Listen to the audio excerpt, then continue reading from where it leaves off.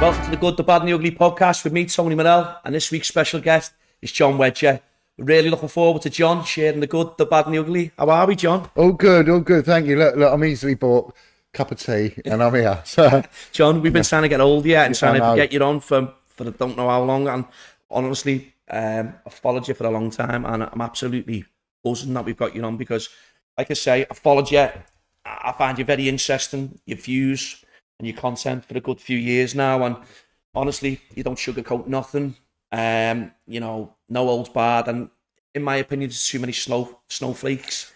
Well, the thing is with it, Tony, I said this to someone at the very beginning, with this topic, which is child abuse and child abuse cover-ups, you'll never prove wrong, you'll always prove right. And it takes a bit of time for people to get it in their head and grasp it, those that have never been affected by it, but all of a sudden it seeps out, and we see it with celebrities getting done for it, accusations allegedly regarding our royal family, and, with criminality, me being an ex-copper and all that, it's different when you deal with the sexual abuse, because normal crime, dishonest crime and acts of violence, they tend to be the reserve of the working and the lower classes. It's not a snobby thing, it's a factual thing.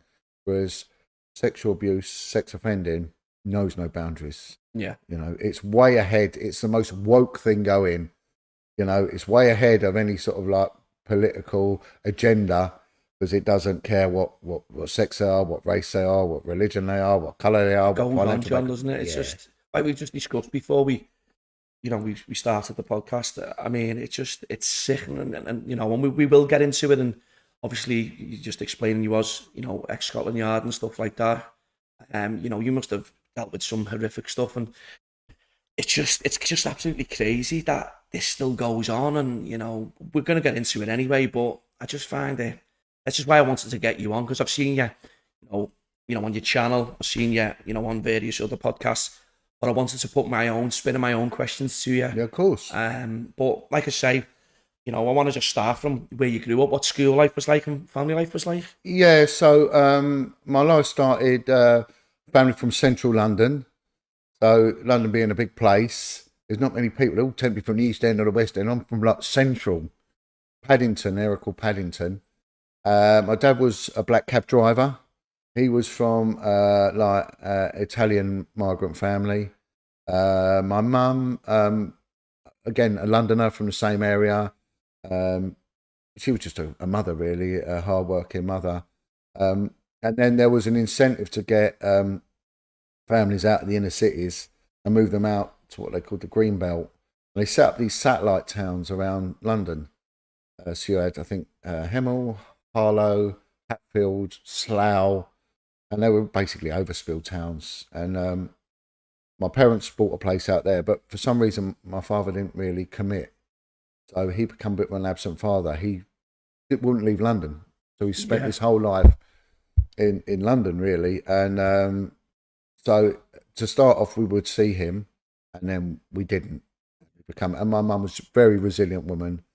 She just worked hard and basically brought us up as me and my brothers and sisters. Yeah, I've got a twin sister, and I've got. And that's weird, the twin thing. I'll sort of go on about that, how I ended up in the police, and I've got an older sister. So we end up moving out to one of these overspill towns, Hemel Hempstead, and I loved school. I loved it. I enjoyed it. I went to Catholic because of my father's family. We went to a really, really strict Catholic school in the 1970s. I mean, they were brutal, but I loved it. And they were the teachers would smash the daylights out of you. That's what when you learn respect. And I'm not saying getting but nowadays it's kids don't understand what respect is and stuff like that. But at school and stuff, they just tell the teachers to F off, or but it was you're learning properly, aren't you? At school. Yeah, and it was fair. The school I went to was great because there was poverty then that we don't tend to have now. So those that don't work tend to have more than those that work. It's gone a bit weird. But back then there were kids that were from single parents, and they had nothing. They literally had nothing. I remember one lad. His parents were Jamaican, and he would wear his school trousers on a Saturday and Sunday because he had nothing. Yeah. You know, but it was brilliant. I love where I was brought up. I've always had good mates. Secondary school, again, a bit more brutal secondary school because it's a bit gladiatorial. You're not really used to it, are you? You know, all of a sudden it's a big step from primary to secondary. yeah, you know, and there's fighting and smoking and there's all sorts of, and there's bullying. But I never really got bullied. I sort of always smiled, you know. We had a lot of travellers, gypsy travellers, and a lot of them went to the school because it was Catholic, and they would sort of try it on. But they, you know, once you got to know them, they were all right. They were, and funny enough now, I spend a lot of time with the travelling community, and it's weird how life turns round. And it's strange because where I grew up, there was a lot of Irish, you know, in that community. So a lot of the Irish came to, especially when we was in London. We weren't far from Kilburn, which was, they called it County Kilburn, because a lot of the Irish guys come to do the underground Jubilee line, do the digging. And I went to school with a predominantly Irish, really, and we had a priest that was assigned to the school. And back then, the priest would visit your home. They'd come round and they'd talk to your parents and ask you whether or not you'd been good and things like that. And this priest was a great big fat bloke. And he used to have a moped, and he'd always turn up at meal times, you know, and he'd get a free meal off your mum. And he'd say to your mum, oh, you know, have they been good? And she'd say, well, they haven't done the washing up, they haven't done this. And what he used to do, he would get you, and he would, big, fat, colossal, smelly, sweaty old bloke, and he always had stubble, and he would rub your cheek on his stubble and say, you've got to be good for your mum. Right? Anyway, thought nothing of it. And then one day he was moved, he'd gone. And it was years and years later, we'd all left school. I think I joined the police by this stage. And there were two brothers from an Irish family. I won't name them because it's not fair to, but they're really good guys. And they said, John, have the police been in touch with you? I went, no. What about? He said, about Father so-and-so.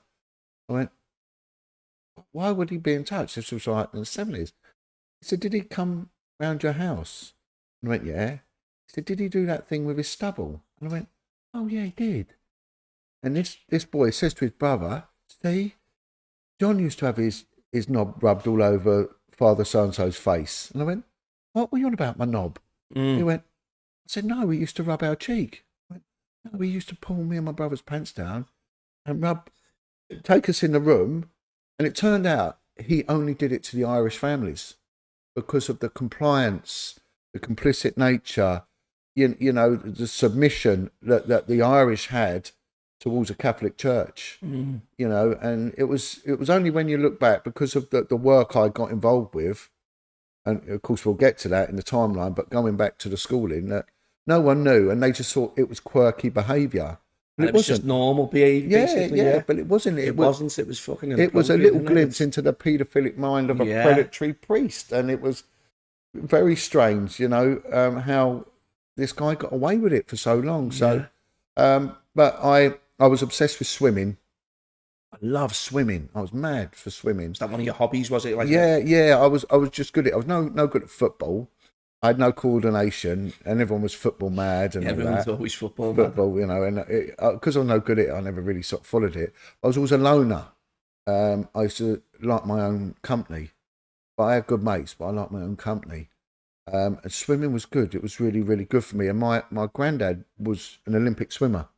Nice. He was a PTI in the army. He was a pig of a man, and he was an abuser. He wasn't a good guy at all, but he was a very fit man, you know, and he really taught me to swim, but really pushed me in swimming because my dad was never about. So on a Saturday, I used to go over to where he lived in sort of north east London, and there was an Olympic swimming pool, and I'd swim, and it just became a passion for me, swimming.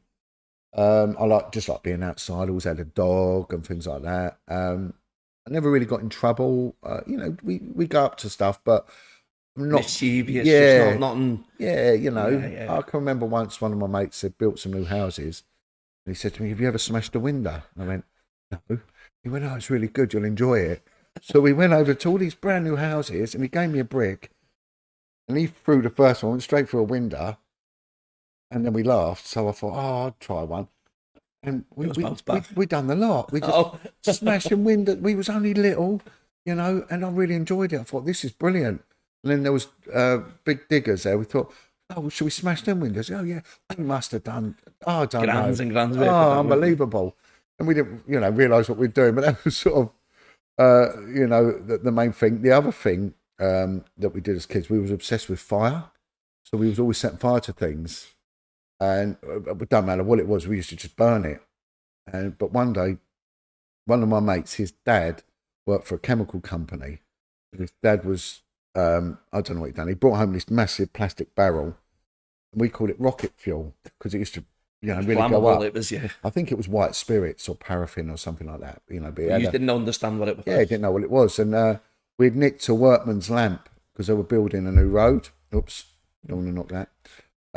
We nicked this lamp, and back then you had some were battery operated, but some were still paraffin lamps. So what we was going to do was going to fill it up with white spirits, and the Brixton riots had just been on the telly. So we thought we'd make a petrol bomb like we saw on the Brixton riots. We thought, oh, you know, we'll do our bit for society, for the Jamaican community, and we'll go and chuck a petrol bomb at something. I don't know what's going through our minds. Yeah. So we all got together and thought, yeah, that's a great idea, make a petrol bomb. So one lad's got this lamp and he's opened it up. The other lad, his name's Michael, he's picked up this whole barrel on his shoulder. He's pouring it in, but for some reason the other boy lit it as he was doing it and it exploded. And this lad called Michael, it just engulfed him. And he nearly died. He was in hospital. How old was this when that, you know? We was about maybe 12 or something like that. That's, you know, dramatic. Like. Yeah, and he was in hospital. But funny enough, I bumped into his sister, builders merchants, about a year ago, and she said he still has to go to hospital. Still, burnt to pieces. He was lucky to be alive. Really lucky. 12 years of age, and you know, seeing that must be blowing him up. And then I wanted to be a vet. That's what I was going to say. Career-wise in school, but you wanted to be a vet, yeah? Yeah, because without sounding conceited, but I had a clever kid. I was one of the clever kids, you know, and I just liked animals. And I thought, I really want to be a vet. But my dad, he was absent, and then he died when I was quite young. But no one really pushing me in that direction. Yeah.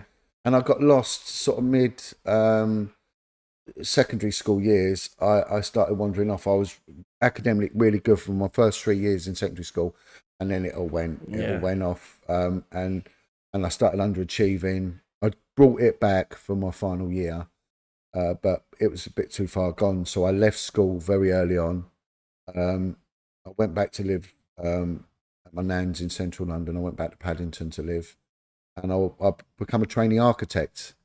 I needed A levels for the course, but my IQ was so high, I sat an entrance test and I passed. Yeah. So I started doing that. And even back then, this was sort of mid-80s, you know, the architects were on, once you qualified, they said, you're 21, you'll qualify. They're on 50 quid an hour back then in mid-80s. So, you know, what must they be on now? Yeah. So I was on the right path, and I just sort of drifted off again. My mind drifted off. And I thought, I want more. This is boring. I don't want this. So I left. And then I didn't know what to do. But in the meantime, I got a job with a bricklayer as a labourer. Labouring on, yeah. So 1 minute I'm training architect. Next minute I'm working with a bricklayer. And I'm not denigrating anyone or anything. No. But the guy was thick as shite. he was just thick. And then the lads on the site as well, they would just, all they would talk about, they'd get the Sun newspaper and it was tits and football, page 3 and football, and that was it. And there seemed to be no depth to the conversation. And it was just, I was thinking, what am I doing here? Well, I don't want to be here.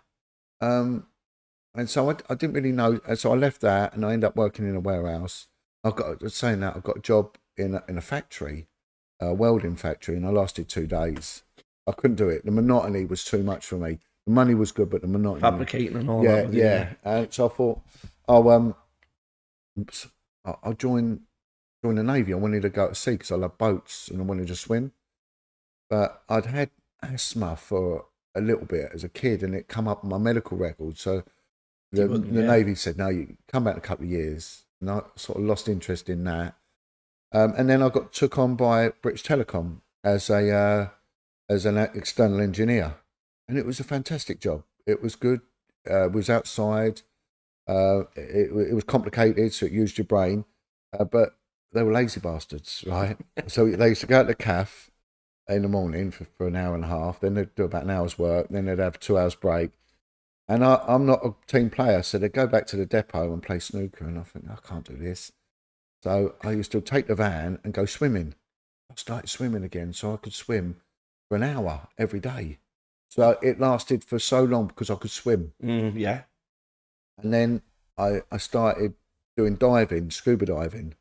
And I thought, I love this. I want to do this as a job. So I went on a course. I managed to get funding. I went on a course in Fort William in Scotland, did a bit of a commercial course. And then I went down to Poole in Dorset and did a bit more in my spare time. And I thought, I've got to make a choice here, what I want to do, because redundancy was coming up at the work. But I couldn't leave a job, not have a job, you know? Yeah, you got to go. I had to have a job. And there was work going, commercial diving out in Mexico and all that, but there was no guarantee you'd get it. And I had a stepdad, and this guy was crazy. He was a blacksmith farrier, and he used to fight like that, you know, with his fists for money. Like a bare knuckle fighter, yeah. And he actually had a fight with a guy called Johnny Frankham, a famous gypsy fighter. Yeah. That was his thing. He actually had a fight with this guy. And with the money from that, he bought his house. But he was a violent, very, very violent man. Was he violent towards yourself? Never. But he would fight people, you know, anyone. He was a huge guy. Yeah, no fear. 6.5 foot, and he was solid. But he could do anything. He could lay bricks. He could weld. He could do architectural drawings. He could do calligraphy. And I just got on really well with him. He became my best mate. He became my best friend. But he was always in trouble. He was always getting arrested. Always in fights. At the weekend, he would drink heavily, really heavily. He was a crazy, crazy guy. He was just one of these people you get in life that are totally different. You know, he was a born leader. And he was a very, very tough man, but he was good with animals. He just taught me everything. He taught me what it was to be a man. He never used to let me sleep, lay in bed. He wouldn't let me go to nightclubs or anything like that. He'd say, no, full of wankers. You're not doing that. So I couldn't lay in bed. Sort of guided you as well. Yeah. And he used to always make sure I did my training. You know, if I had a cold, if I moaned about it, so what, you gay? What's the matter with you? You know, get up there. And it sounds brutal, but it wasn't. It was all right. He was a good guy. Unfortunately, he died. His body packed up in the end because he sort of abused himself, and he punched himself really to death. You know. But he was a main influencing factor in my life, and I had a choice to make, and I thought, right, well, I need to leave telecom, so I'm not going anywhere. There was a desire to do something, and I watched a film called Serpico about a New York detective, and it was played by Al Pacino, and this guy stood up against tyranny and corruption. I was fascinated by him, and I used to like watching Minder and Sweeney. Loved that London scene and all that, and I sort of, well, I want to be part of this. Do you think this is a bit of me, this? But the problem is, at the same time during the 80s, you turn on the TV and there's a lot of football violence, and you'd see the police steaming in, and I wasn't like that, you know. My stepdad he was a fighter, and he loved fighting and all that. But I wasn't. I wasn't like that. I wasn't that confrontational. I didn't like the violence. In fact, I was against it. And it just wasn't my thing, but I was fit and I was strong and I had a good IQ. And I didn't like football, so I thought, I don't want to be stuck and having to score the football, fight in with these people. That's not me. So I thought, well, I'll join the fire brigade because they don't seem to do anything. And they do a lot of training, and I can go swimming. So they did this system where they work 4 days on, 4 days off. I think, at least I can go swimming. So all my mind was about swimming. And my twin sister, she was an expert at fingerprints for the police. She joined the police as a civilian fingerprint expert. and she was doing really well. And she said, look, the Metropolitan Police take on people for diving. They've got a diving unit. When have they? She went, yeah. Why don't you join? And I put in for the fire brigade, and I passed everything. It was quite tough physically to get in them. And I sort of passed it, and they wanted me to start on a February. I put in for my redundancy. But in the meantime, I'd filled out the application form for the police, and it was a huge booklet. And I didn't want to do it. But what happened was I sort of filled it out. My sister filled the rest of it out, signed it, sent it off, and I got through. I passed everything. So they invite me in for an assessment. I passed it all, right? So they said, look, we'll be in touch with a training date. I thought, I don't really want to do this. My heart went in it. Yeah. So my redundancy package come through, and they said, right, we want you to start, leave this, the telecom will give you your money. We want you to leave middle of March. Thinking, oh shit, it's like January now. Thinking, 2 months. Fire brigade want me to start in February. I can't join them. Redundancy I as won't well, get my redundancy. And then the police said, we want you to start April. And it was like, it was God guiding me towards the police. And it wasn't my choice. I didn't want to do it. And anyway, I reluctantly took my redundancy, joined the police, hated it. What age did you join the police? What age was it when you joined? I was 23 when I joined police, yeah. And I lost my voice, right? So the first day, my voice had gone. So I turned up, and it was back then, it was quite strict. There was a lot of ex-army guys, and they did have army instructors, you know, for marching and for PT and all that stuff. And it was just ridiculously over the top with the discipline. And I went there, I couldn't talk. And it's the irony of it, in as much as I left the police screaming and shouting, but when I joined, I had no voice, you know. It was, I found it so ironic. And one of the instructors come up to me and said, you know, what's your name? I couldn't talk. And he just shouted at me, and he went, and he'd cut the peak on his cap. I don't know who he thought he was. But it's down like that, you know, like the guardsmen do, you know. Tosser. And he turned around and he went, if you don't find your voice, you little CUNT, you can F off tomorrow. You understand? And he poked me. Now, I thought, who are you? And it was like this over macho thing. I'm thinking, got my stepdad there, who was champion knuckle fighter and the tough guy and all that. He never once poked me. He never once needed to shout at me. Who do you think you are, you know? And it was, I sort of had that arrogance then. I'm thinking, I know what a hard man is. You ain't a hard man. You're a bully. Yeah. And luckily, my voice came back after 2 days, and I hated the training, hated it. But they had a swimming pool. But the recruits weren't allowed to use a swimming pool, and they gave you like an hour and a half for lunch because the studying was very intense. It was very intense training. So I was thinking, I'm going to go swimming. I went in the swimming pool lunchtime, and the PTI saw me. About the second day I'd done it, and he went, are you a recruit? And I went, yeah. And he went, right, F off, get out. And he said, as I'm walking out, he said, you're not allowed to swim in here. I'm going to report you. He said, however, I've seen you swim. He said, you're good. He said, listen, I'll do you a favour. He said, if you come back tomorrow, if you do a mile in under 25 minutes, because I was a breaststroker, which is good. It's a competitive rate. It's a very fast rate, you know. He said, then you can stay. I'll allow it. And I went, okay, and I went in and I smashed it, right? Like a little bullet. Right, and I did it. I was knackered. And he come up and he patted me on the back. He said, right, I've lied. He said, you can swim 3 days a week, 2 days a week. You're to report to the dojo. You've just joined the wrestling team. Thinking, police wrestling team. I think, I don't like contact sports. I don't like that. And they couldn't get anyone to do the wrestling. And this guy ran the wrestling team, and he was an ex... what's that, parachute, P company instructor. And the guy was massive. And it was all, the PTIs were in the wrestling team and a couple of recruits. And I was the smallest one. But I was good at it. And he said to me, look, this will save you. It will save you. One day it will save you. And he was right. Yeah. He was right.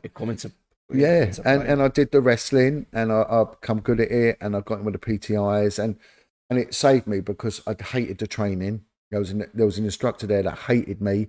He hated me. And he would do anything to try and kick me out. Just make your day. Yeah. He just tried to get me back class. And one of the reasons was because I smiled too much. And he said it will antagonise people. And he was doing everything to get me kicked out. And I was scraping by with the exams. You had an exam every week. And there was loads of reading. And one of the instructors really liked me. And he went, John, he said, look, this other one, Sergeant, he said, he's got it in for you. He's got him for you. Really, and he did. He really had it in for me. There's always a reason, and I'll explain it in a minute. He said, look, you need to get 90% and above in your next.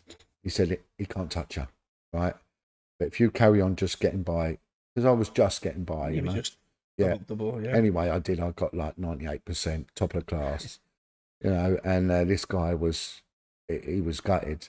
And it was only years later, I found out he got done for sexually assaulting one of the girl recruits. He was a pervert. Yeah. He just used his position to to chat up the young recruit girls and all that, because there was a lot of that going on. It was a tosser. So I got these people all through my career that instantly hated me and would try and. There was a lot of bullies in the police. Yeah. A lot of bullies. So I passed out. I was no good at marching. I couldn't march. And the strange thing is, my stepdad came to my passing out parade, and I just couldn't march. I just couldn't do it. Well, that's what I was going to ask you. Your stepdad, obviously, because the guy that he was and all that. What was his take on you being in the police? I'll tell you, it's a funny story, because he was always getting in trouble, you know. Yeah, that's what I was going to say. Yeah. So he wasn't my dad per se. So otherwise they probably wouldn't have liked it, you know. He said if they knew, he said they wouldn't let you in if they knew about me. I said okay. Anyway, I never told him I was going to join the police. Told him I was going to join the fire brigade, and he said, "No, they're a bunch of wankers. Don't join them." He said, "If one goes for a piss, they all go for a piss." He said, "No, that ain't for you." He said, "I said, well, look, I've got another thing. I've been accepted in the police." And he said, "Well, why didn't you tell me?" I said, "Well, I know you don't like the police." And he said, "Yeah, it's not that I don't like them." He said, "Look, if someone shows me attitude, I'll hit them. You know, I'll just chin them." He said, and I said to him, "Look, I'm really worried." I said, what would happen if I had to nick someone like you?" Because he was massive. He was just a huge guy. And he went, "Well, what do you mean?" I said, "Well, you know, how can I deal with someone your size?" And so he's got his beer in his right hand. It was in a pub. And he said, "Listen," and he changed it to his left hand. He said, "It's not what I'm going to do, it's what I'm not going to do." I'm thinking, that don't even make sense. And as he went to drink his beer, he chinned me. Smashed me straight there, right? And I'm a bit dopey, I'm a tongue out. And I bit my tongue, blood everywhere, and just knocked me straight to the floor. I was shocked because he never laid a finger on me. Yeah. So he picks me up. He went, "Don't tell your mum, whatever you do." He said, "I'm just telling you, listen, there's a lesson there." And he said that the quiet ones, be careful of them. He said, all the others, they're all going to tell you that they're going to smash you, they're going to this. He said, they're barking dogs. He said, the moment they give you mouth, you run straight at them, right? And you get in there. Yeah. He said, but them quiet ones, he said, I'm telling you now, be careful, right? It's not what they're going to do, it's what they're not going to do. So by him changing hands with the glass and that right time, you're not expecting it, No. But the other thing is, they're always going to tell you what they're going to do. I'm going to smash you up. And that's the truth, because, look, you don't get a bank robber ring up the bank and say to Barclays, "Look, tomorrow I'm going to come and rob you lot." Yeah. Do you? You know, it's the same with people. "I'm going to stab you." It don't happen. It's nonsense. They're going to do it. They're going to do it, aren't they? And he was bang on right. And I'll get to that in a minute. You know, and again, what he showed me and what happened wrestling did save my life, really, without being too dramatic. But training school wasn't for me. It was a horrible environment, disciplined environment. People thrived on it. They come out of the military, whereas people like me don't. We don't bode well. And we did a pass out parade, which is good. It's nice. They had all the horses there and the band and all this nonsense. And I was out of step and that. And there was one lad, he was in the army, and his dad was a soldier as well. And he turned up, and I think his dad might have had a little bit of some sort of officer's uniform on, so I can't remember. Anyway, this guy laughed, and my stepdad's behind him, and he went, "Are you all right?" And he went, "Yeah, I'm just that boy there." And he went, "Yeah, that's my boy." And my stepdad grabbed him by the throat. Yeah. And grabbed this fella by the throat, in my passing out parade. But I was happy to get out of there. And when I left, I went on the street, and I got sent to South East London, and it was violent. Weren't expecting it. It was raw. Was it an eye opener? It was mental. It was just crazy, and it was gladiatorial. They knew they were going to get a beating, so they give you a beating first. So who could get the first punch in, and that's what it was. And everyone just got a beating. That's what went on in the 80s. Yeah, yeah. A lot of them blokes had joined in the late 60s, throughout the 70s, and that's how it was, you know. And it was just, and the women were the same. The women would get in there, and it was madness. It was pure madness. But I sort of did well on the street. I really, you know. Yeah, I did all right, and the people liked me, the teams liked me, and there was two ways to be accepted. And this sounds very vernacular, obtuse, whatever the adjective might be. But you know, for a lad, you either shagged a bird or you had a fight. Either way, you got accepted, you know. Right. And if you weren't like that, they ain't accepting you, you know. And that's sort of how it was. Yeah. Because you would get women offering things, and you know, and the vibe. But if you shied away from them, no one trusted you. It was a bizarre thing. And one night we're out. A lot of the burglars used to use minicabs to move about, and we're going on. There's a minicab.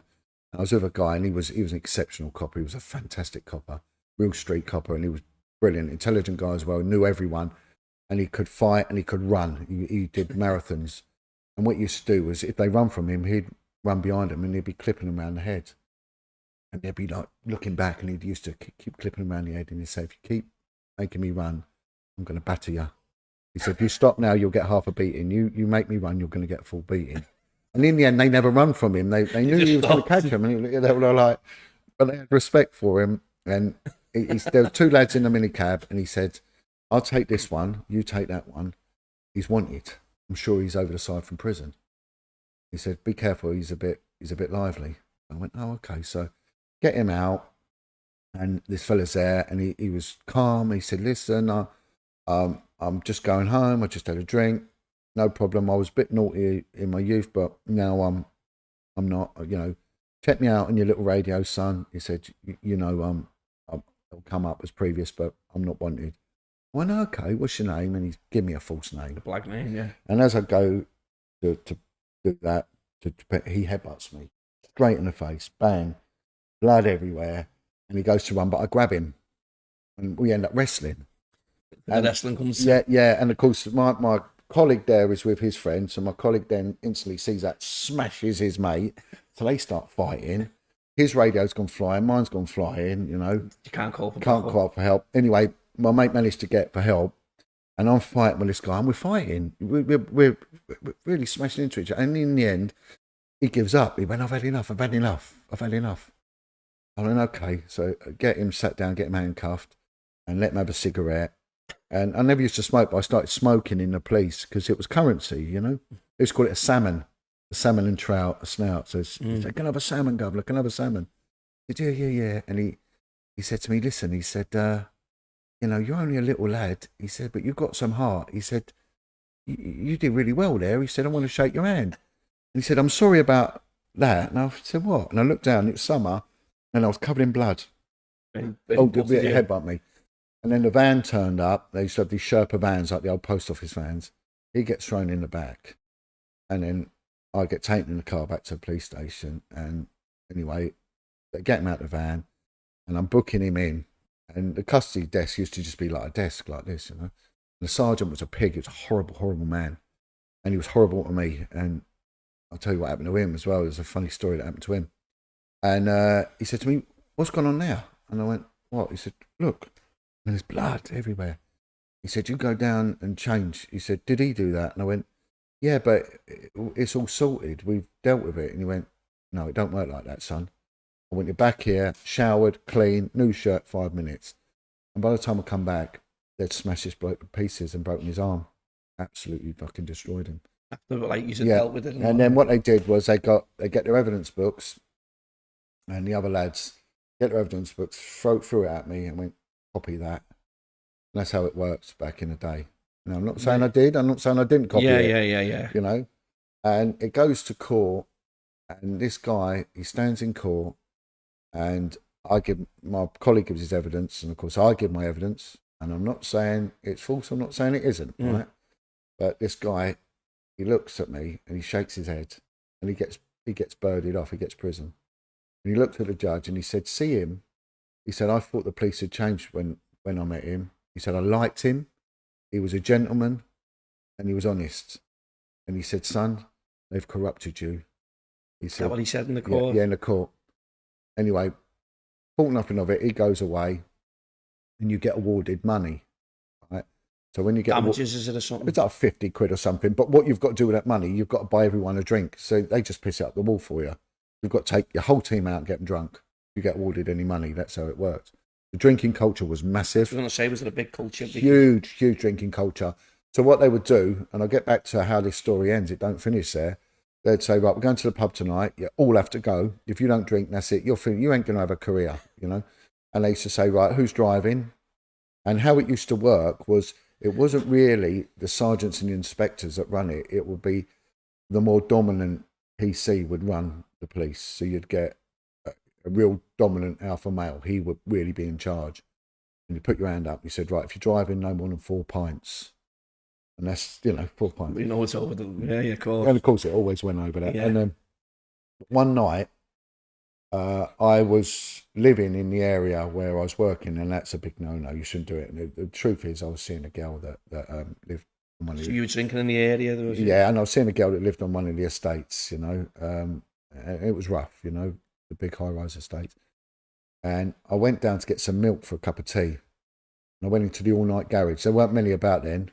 I've gone into the all-night garage, get some milk, and as I'm walking out, these 3 guys walk in, and it's this fella just been released from prison. someone he's recognised you. And he looks at me, and he went, well. And his mates went, what? He said, he's a gaffer. Which is it? Yeah, copper, And he pulls a knife out, and he sticks it straight in my throat, and his mates are going to him, fucking stab him.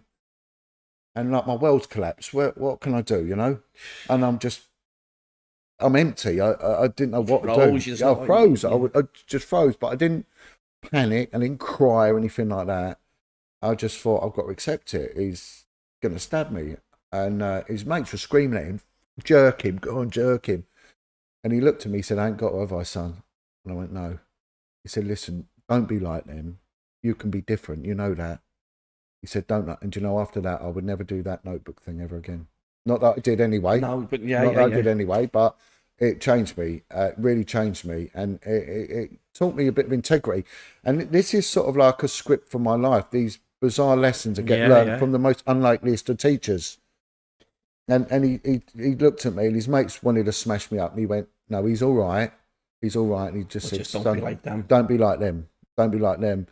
And that was a major lesson in my career. That was. And another one day I was jailer, and I used to always, a lot of the coppers with the prisons, they wouldn't, they treat them bad, to be honest. They wouldn't give them cigarettes. The heroin was a big thing back then. There was a lot of heroin addicts, not crack cocaine so much, but more the heroin. Yeah. And they'll be all the burglars and all that, and they'd be rattling and screaming and shouting. And I used to take them out and give them a cigarette, and I used to always give them a cup of tea. And I treated everyone with a bit of dignity. And one day there was one guy there, in the same age as me, and I took him out for a fag, and he said to him, what's heroin? What's it about? I didn't understand what heroin was.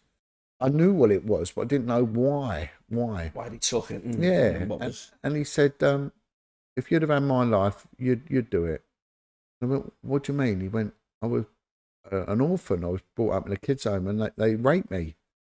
I went, you are? And I couldn't imagine why a man would rape another boy. How would it work? I couldn't get my head around the dynamics of it, And it was all new to me in my ignorance. And he said, if you was like me, he said, you'll find a lot of us that do the gear. That was his coping mechanism, Yeah, that was it. And he said, it takes the pain away. It's like floating to heaven in Cottonwall for that little minute. I'm safe. I'm happy. Of course, it's addictive, and I end up. And that minute, just more and more and more.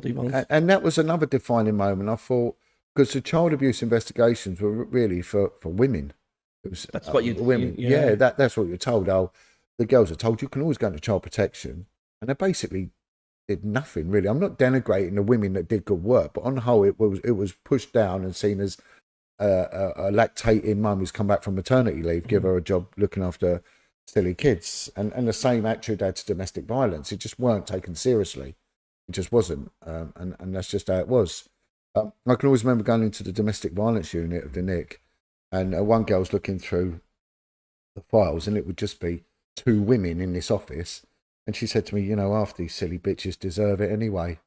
And that was her attitude. It was it was raw. It was so raw. It was so different to now. And of course, there was no CCTV.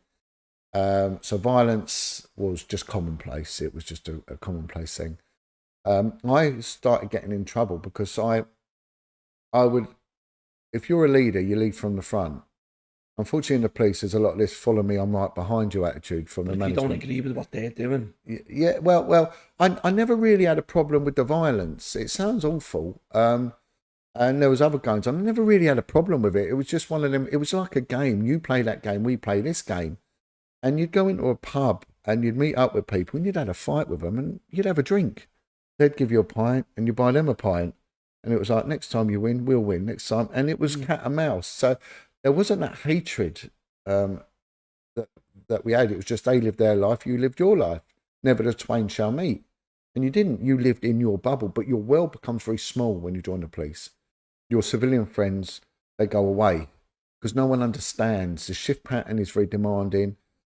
The violence, the camaraderie, the frenetic nature of the whole job, and then the drinking culture and all that. You've got to understand each other. Paramedics will be the same. Some of the things that they're witnessing, they see, and what you're dealing with on it. Awful, raw. I got in a lot of trouble quickly. It'll be coming out in my book. Again, deny it if asked, but I didn't know how the rules work, to be honest. So a guy comes in and he gets nicked, and I might have nicked him. I'm not too sure. My colleague did, but you bail them to come back. And I didn't realise that I had to do some sort of investigating. I thought if you bail them, it gets done for you. And no, you've got to do it. So I had all these people on bail. They're all on bail. And they kept coming back and I'd just re-bail them back then. And I say, look, it's got an inspector's signature. My mate went, nah, just sign it. No one knows. And anyway, one guy, it was for a tax disc, dodgy tax disc. And he sort of goes away. And what had happened is... a load of paperwork. I don't know how this happened, but a load of paperwork involving all my bail to return stuff had been burnt in what used to be termed as a midnight barbecue, right? A night duty barbecue.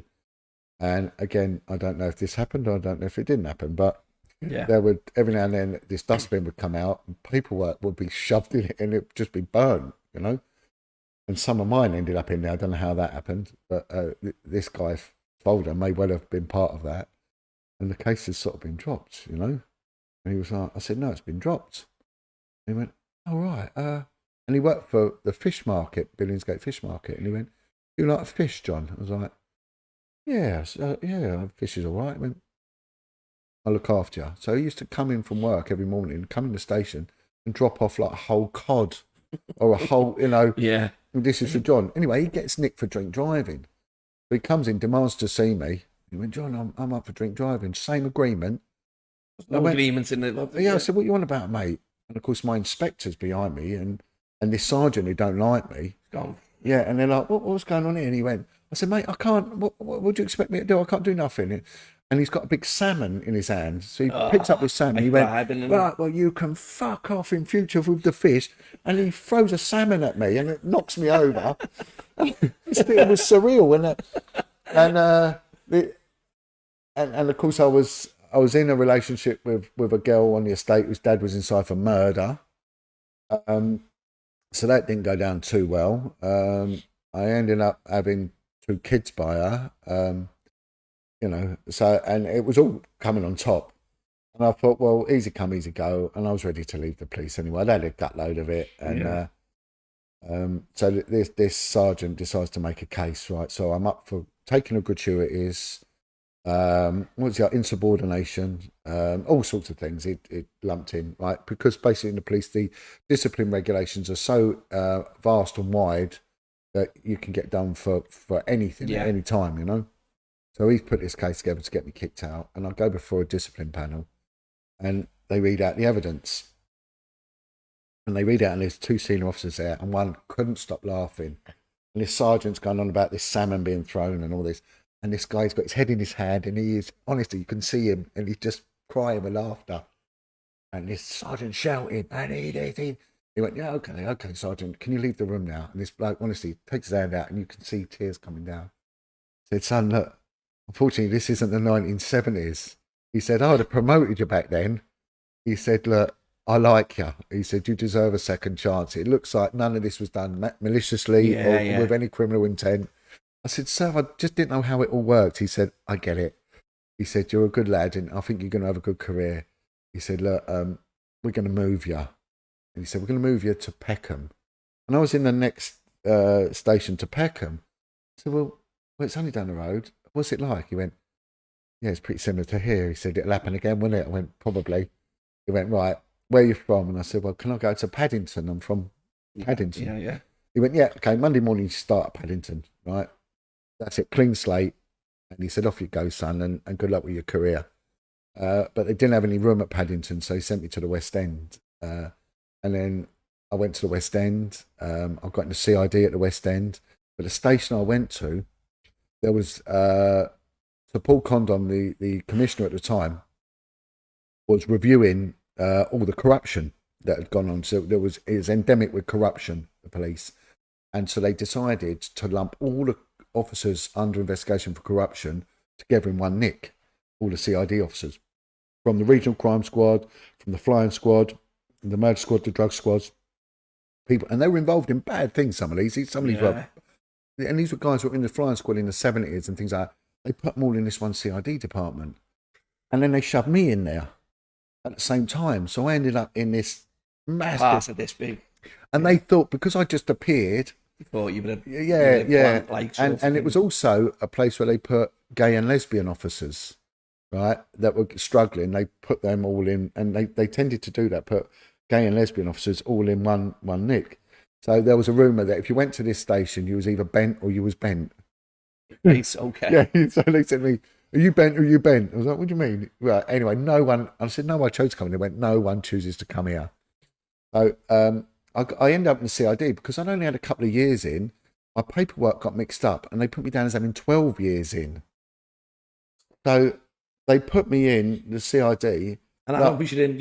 I'd only been in 2 years and they thought I had 12 years. So they started giving me investigations that were way above my... Well, that's your league. But what happened was that I started recruiting informants. And that basically saved me, and I was good at it, really good at it. And then you started getting, officers started getting nicked because of corruption investigations were going through, and they would be raiding. It was mad times. It was real mad times. And again, I was then put on a thing called the crime squad, and our one of the DSs, we on a Friday would do a warrant. And his thing was, when we went in, kicked the door open, he insisted that you had to sledgehammer the door. No, you couldn't knock. You had to sledgehammer, make match without the door. And whoever was in there, he'd headbutt them. He would literally go in. Whoever was in that house, male, they would get headbutted. And he would literally go up and he'd headbutt someone who was in bed. And because he'd always done it in his career. And that's how he carried on. And one guy said to me, he said, son, he had 19 years in this guy, and his nickname was the Antichrist. He said, son, I've chinned someone every day of my career, I'm not stopping now. And he stood to his word. He chinned everyone. Well, one day, right, it was all about figures. You've got to get the figures in. And one day, we're coming back to the Nick. This was when I was in uniform in the early days. Coming back to Nick, and it's like, we finish at 7, got to be back for 6:30 for a debrief. It's like 6:25. We're driving along, and he's really upset that no one had been nicked and no one had been chinned. And there's this guy who's obviously been on an all-night drinking thing, and we're in this massive housing estate, and he's trying to get his key in the front door and keeps dropping his key. Keeps dropping his key. Sorry, is that all right? Okay, yeah. He keeps dropping his key, so I'll push that down there, and going on the floor, and he went, oh, he'll do. And I went, what for? He went, I don't know, drunk and disorderly. Go and grab him. So I go up to this bloke, grab him. Of course, he's not happy about it. But he kicks off. And he manages to open his front door and go in. So the fight now goes into his house. His missus comes down. So we're now fighting in his front room. And then my mate steams in and starts smashing him and sticking him with a little truncheon. Smashed up his front room. The fight went over the table. His wife says screaming. And he then gets led out, battered, and ends up in court. Yeah, you know, and it was, honestly, it was, and that's how it went. And he put his hands up to it when you're all right. And did you ever experience any, what's names, John, you know, with obviously being in the police, like, you know, problems, threats on your life, your family? Yeah. That, I mean, that all came. I mean, what happened? I ended up with the girl I had the 2 kids by. She had 2 kids already, and but she had problems. She had problems. We'll leave it at that, I suppose. And she just left off one day and left me with all the kids. Oh, what am I going to do? But what had happened? It's just weird how life goes on, and I kept wanting to leave the police. Right? I thought I shouldn't be here. I've got no purpose here. I don't feel a belonging with the people I'm working with. I was liked, and I was good on the street, and I would do things to deliberately get caught. So I used to just get hammered and drive home. Or I had a little motorbike at the time, and I got really pissed out my head one day. I'd only been in the police about a month or something stupid like that, and there was a police car opposite, a set of lights, and I'm on my motorbike, goes red, so they're stopped, and I'm stopped. I just drove straight through, and then they pulled me over, and one guy gets out, one stays in the car, and he said, "Take your hat off." So take my hat off, and he went, "How many you had?" I went, "A few." Right, the breath test you, and he goes to get the breathalyzer and thing, and he comes back and he says to me, and I thought, I'm nicked, and I wanted to get caught. It was one of them weird things. A bit like a cry for help with suicide. What was going on within your personal life? Well, I just didn't want to be in the police. I just didn't think I belonged there. It wasn't what I wanted to do. It was I wanted more than what they was offering, but I'm a born again Christian, so God's got a plan. He's always got a plan, you know. As long as anyway. So, and this is what gets on to really who I am and what I do. And the next thing, he comes back and he says, "My sergeant's in the car." And I went, "All right." He said, "Your name John?" I went, "Yeah." He said, "You're a really nice guy." He said, "You taught him to dive." I went, "What's his name?" I went, "Oh yeah, I did teach him to dive." He went, "Yeah." He said, "You can piss off home." I was like, and that came, but that wasn't the first time. That wasn't the first time it happened. It happened 3 occasions, stuff like that. And you wanted to get caught. Yeah, I wanted to get caught. I was like, how? What? It was one day I'd been in a casino drinking all night, and anyway, it was late. I'd had 8 pints, and I had a car full of 5 people, and the police stopped me, and they said, "Right, come get out." And my mate got out for some reason with me, and they got the breathalyzer. Said, "Right, I need to blow into this." I went, yeah. Anyway, blew into it. And by now, they'd evolved into this new sort of breathalyzer. Before it was just 3 lights, green, amber, red. Right? And this one had 5 little lights. Anyway, he said, "How many pints you had?" I said, "I don't know, about 8. Anyway, I blew into this thing, and it's gone green, amber, red. As it goes to red, you're nicked. It never went. And my mate's sitting there shaking. I went, "What's up with you?" And he went, "I'm really scared." I went, "No, I'm not." And I had kids, I had a mortgage, everything. Yeah. And this guy said, "That's going to go red in a minute, you're nicked." And it never went. He said, "Right, I want you to take it again." I went, "No, you can piss off." And he didn't know I was a copper. And he said, "You got any ID?" But I'd taken my warrant card and I slung it under my seat. I said, "No, I've got no ID. He went, "Something's not right about you." He said, "I'm going to take him for a drug search or something." And I said, "Well, do what you've got to do." Anyway, he didn't. He said, "You're too calm." And he was a ginger guy. He was a traffic sergeant. And it was years and years later, I got a job working with the traffic cops investigating road deaths. And my first day there, I bump into this guy and he's looking at me. He's going, I know you. I know you. I think, please don't remember where you know me from, because I know you, you tall, lanky ginger mug. You know? So that was what kept happening. And what happened was that an advert had come out in the internal job scene for the Marine Police, the Thames Division, which is the most sought after police job you can get. It is the best job of policing in the world, right? And it's the most ancient policing job. It's where policing began, and it was based at a little police station called Wapping, right in the heart of the East End. And they were on boats and they just patrolled the river, and they did sod all. But they did the same shift pattern as the fire brigade. They did 2 nights, 2 days, 4, 5 days off sometimes. Boom, boom, boom. That was your shift pattern. Yeah, and they did nothing. And on your night duty, you could sleep on a boat, and water for yourself. The Thames rocks it. And they had a massive gym, and they do. A lot of them had second jobs, and they're all fit lads because they're all doing their training and all that. They drank quite a bit as well, but I thought I'll put in for that. Anyway, I got it, and I was one for every position. There'd be 2,000 applicants. It was so heavily. They wanted to take 5 people on, and I got this job. And it allowed me this well-needed time to be a dad and be at home. What was going on as well. Yeah, and they used to let me sleep on the boat at night so I could be awake during the day. To take the kids to school. Yeah, they really looked up. And nothing happens on the river. Nothing really happens.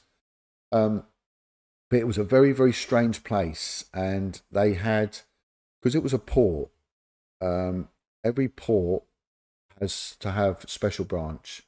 And they have connections with the intelligence services. They have to. And this had an office with special branch in it. And it had an intelligence unit.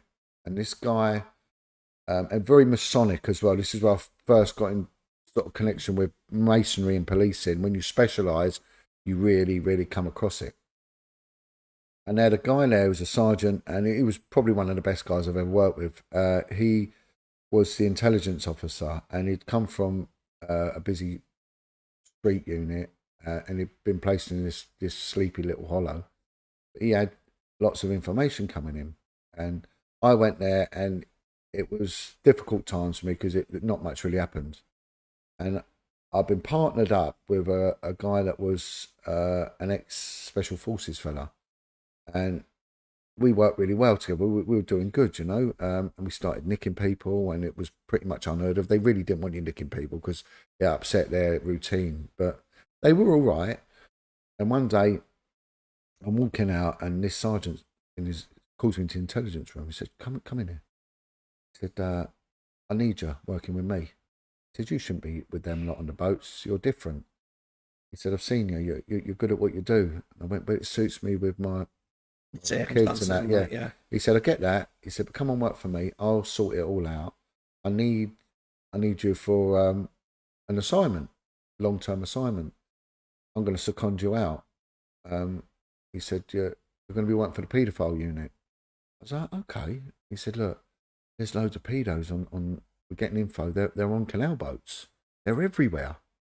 We're getting info from in the prison system. And I started realising how intelligence works and how the intelligence services work as well. You know, they know everything, right? Anyone who thinks that they're above that, look, don't make the comparison between the Bobby on the beat. Years ago, they were good at what they did. They had a proper shift pattern. They were well manned up. Now they're just functional.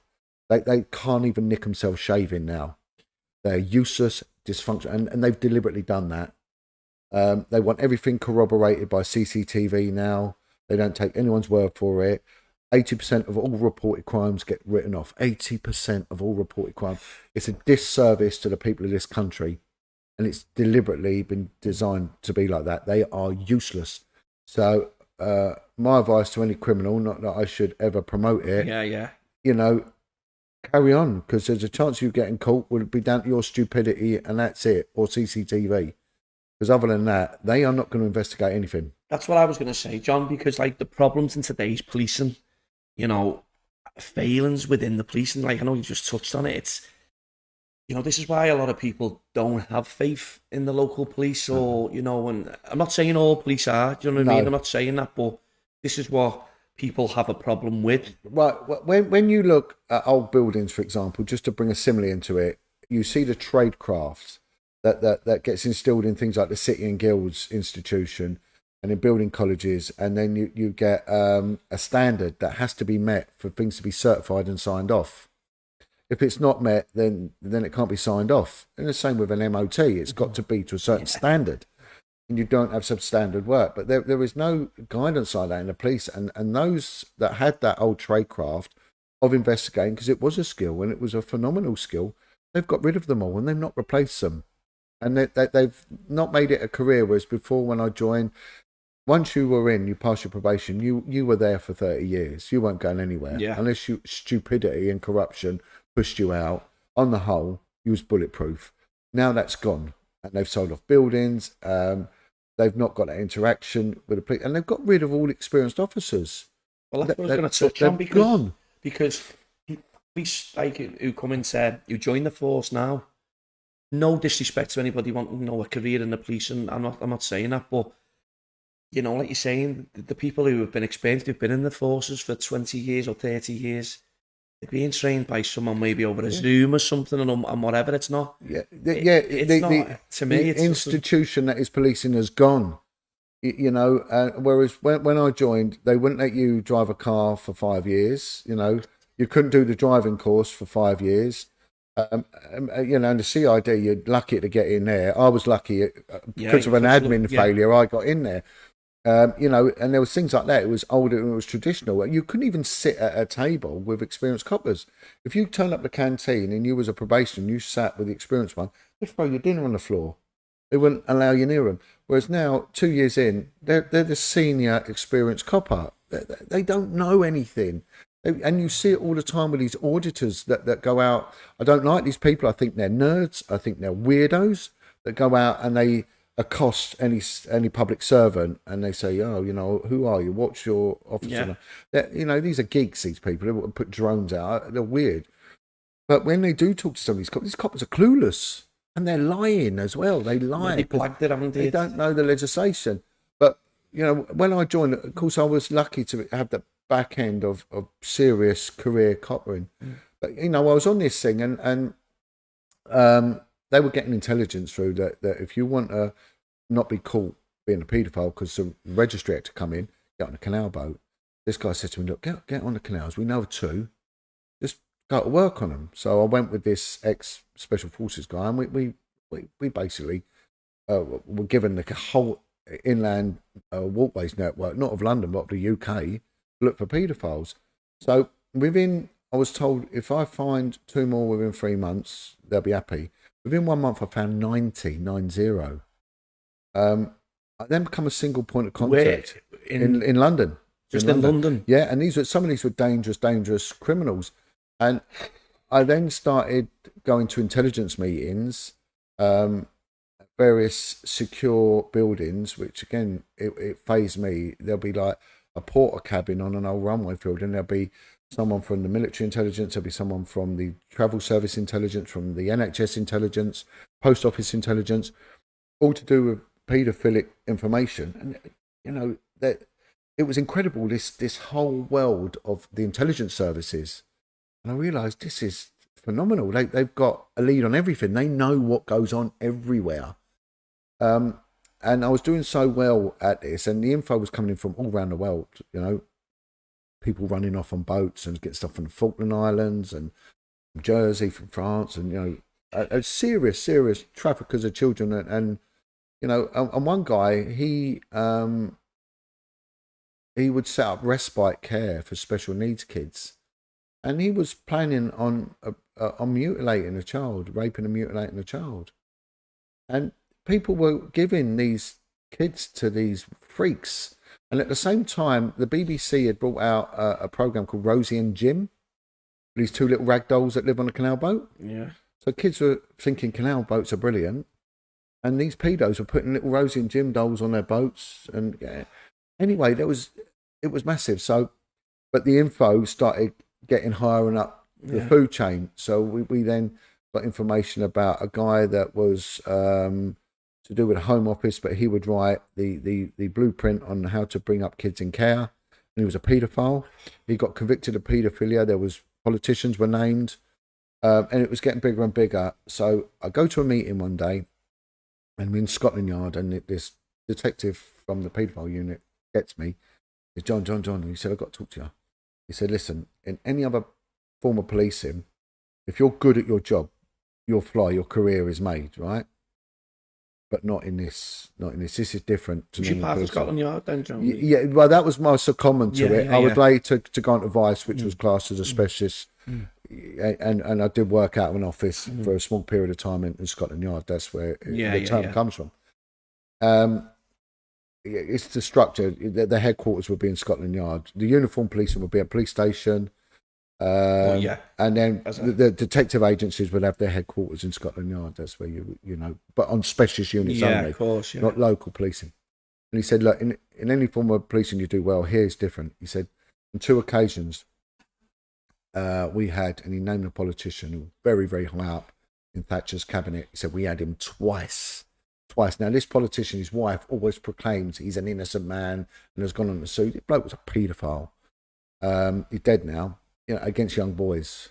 And he said, we had him twice for young boys. Each time the funding was pulled. So be careful because it's happening with you. You're getting too good at this and they'll come for you like they came for us when we got this MP. Getting these animals off the streets. And so I thought, okay. Anyway, it was days later. I go in to my office. The Scotland Yard had provided me with an intelligence analyst, and we worked really well together. And phenomenal intel we had. And the senior officer for the unit drags me in and said, John, I need to talk to you. He said, you're being taken off this operation. And I went, why? He said, look, we can't afford the funding. I said, no, that's nonsense. That's bullshit. And he said, look, I'm going to be honest with you. He said, it's come from high up. We've been told from high up, shut it down. I said, well, I can't work here anymore then. I said, I can't. My kids are sort of getting a bit older now. I've done a few years there. He said, listen, I've been told to give you any job you want. That's the deal. And I said, okay. And at the same time, synchronicity, the Vice unit had just come on. So they're just set up with the Vice unit, which was a really, really elitist unit within the police dealing with prostitution and gambling and everything else. So I go on, get a job on the Vice unit, and they take me on. And I'm dealing with prostitutes, investigating street prostitution. And part of the thing is that we look at kids that might be caught up in vice crime. Yeah. I do really good at this. It's all going well. And then one day, a little girl makes an allegation. She gets put in a kid's home that she's been pimped out and has been pimped out for a long time. So they said to me, look, she's obviously lying. Come up and visit her. She was in like the Midlands of England that way. And really, she keeps making this allegation. Just get rid of her. So I go all the way to this kid's home, meet with this girl. She was about 13, 14 years old. And she sits down and she said, look, I've been pimped out, been used as a prostitute. I've been given heroin, crack cocaine. There's not just me, there's others. There's so many of us. I keep telling the police, they don't want to listen. It's really big. So I turn around and say to police, she's telling the truth. I want to run with this. This girl gives me the name of another girl, so I'll go and visit her. She says the same. She gives me a name. And what happens is the ages start getting younger and younger. So the youngest we dealt with was 9 years old. But each day, a new kid. And on top of that, we were finding the kids on the street. And it was a vice ring. And there were dozens of them. They kept coming and coming. And they're all saying the same thing. They were all in care homes, kids' homes. And they were being pimped out.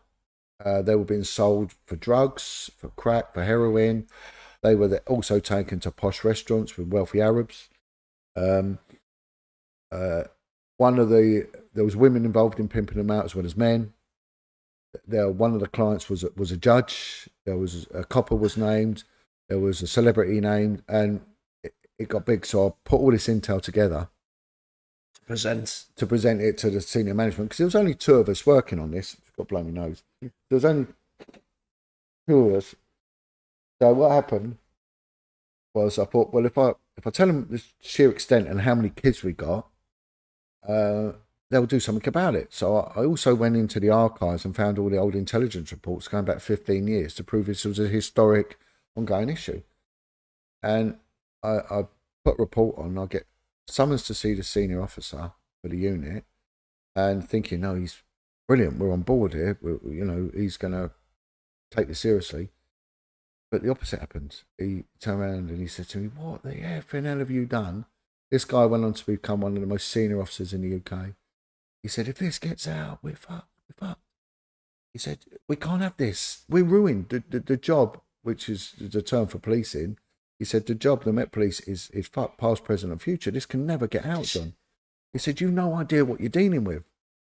And I sort of didn't. And he said, "Look, listen," he said, "if you keep going on about this and looking into this, you're going to lose everything, mate." He said, "You'll lose your home, your kids and your job." He said, That's what you were threatened with. Yeah. He said, "I can't protect you and no one can anyone else." And he said, "And don't go moaning to anyone." He said, "because we'll all stick together and you're fucked." He said, "If you make any allegation of bullying or anything, it'll come back to me. It'll go in the bin." He said, "You stand to lose everything, more than you know." He said, "You're going to be thrown to the wolves, John. You'll be eaten up." And I was sitting there, I was stunned. I was thinking, what's going on? How can you allow this to go on?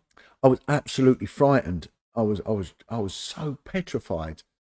I said, I can't work under you anymore. I said, I'm done. He said, "Same thing. Pick a job, you can have it."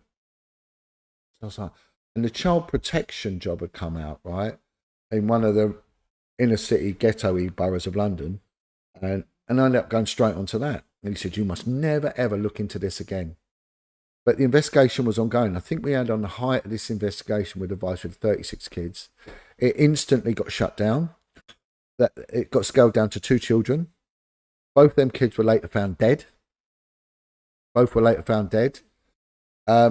that, they never investigated another vice crime. This was 2006, until Jimmy Savile got exposed, which then put pressure politically on the police that they've got to do something about child. Yeah. They call it sexual exploitation then. Back then they just call it pimping, It's got very, I don't know how they do, they love a terminology, very politically friendly terminology, but they were embarrassed to do it. So for near enough a 7-year period, they never investigated one case of kids being pimped out. What you brought to the table, and yeah. What you... So I went to the child protection team in this busy borough, and when I went in there, I went up to just investigating neglect cases and attempted murder on children and rapes and things like that. It was gruesome job. And there was a lot of alcoholics on that unit. I was going to say, John, what you're describing there, the job, what it's based on, Yeah. For yourself mentally, and it screws you. Well, that's what I'm going to say to you. Screws you up. And that's why you're saying people turn to drink and alcohol, because that's their probably way of dealing with it. But obviously what you're dealing with, like you're saying, children being abused, raped and murdered. Yeah. How does anybody cope and deal with that? Well, they don't. You see what the police started doing now, the Proceeds of Crime Act come in. When it come to prostitution, they would raid the brothels and prosecute the madams of the brothels, because it meant they could recoup the money and it would go to fund the unit, right? And they would also get trips abroad. So they was always going abroad. But so I could go into the office and they'd say, "Right, who's brought up?" You had to have your passport with you. They'd say, "Right, you're off to Thailand, you're off to Lithuania, you're off to Ukraine, you're off to here." And you'd get a business flight out there, you get $100 a day spending, and it was just all of that, And they'd say, "You're going to Brixton, you're going to Bethnal Green," because that's where my kids were. They used to laugh. He said, "Yeah, it's," but there was no money to recoup from the child prostitution thing, because it was hand to mouth. It wasn't a cottage industry as such. It was just crackheads pimping out kids for drugs and for everything. It was so bottom end, but they were dying. Whereas the other stuff is a business. The brothels are a business. They're a well-run, well-organised business. So it made every sense. Big money, isn't it? And it was sexy to do it. "Oh, you're getting a trip abroad, and And there was money recouping back from confiscating shops and from cars and all that. You didn't get anything from the street stuff that I was dealing with. So there's many angles to it, but also what it is, the kids are the fuel. And while it was that there were politicians involved in having sex with the kids. These were wealthy businessmen. They want the children. They want to fuck the kids. And I think this is what people need to get in their head. Now, 80% of the prison population come from abused childhood backgrounds, right? Nearly 90% of heroin addicts come from sexually abused backgrounds, right? There's a huge correlation to the dysfunctionality in society and childhood trauma. Childhood trauma. Angry people, anger is trauma. If you deal with the childhood issue, you won't have to spend billions on a penal justice system that fails 8% of the time. So we got a recidivism rate of 80%. Whereas when you look at the system that runs in the Nordic and Scandinavian countries, they've got a non-offending rate of 80%. I gave this analogy once to someone, Tony, in a talk I was getting. I said, look, if you want an extension built in your house, and I say, right, I'm a builder, I'm going to recommend a building company to you that's endorsed by the government, right? They're going to charge you £450 an hour for each operative. Every time they fax you or they email, they're going to charge you £50. And once they built that, there's an 80% chance that extension will fall down. So you're going to take that deal, the shake on it. You're going to say, get stuck. Yeah.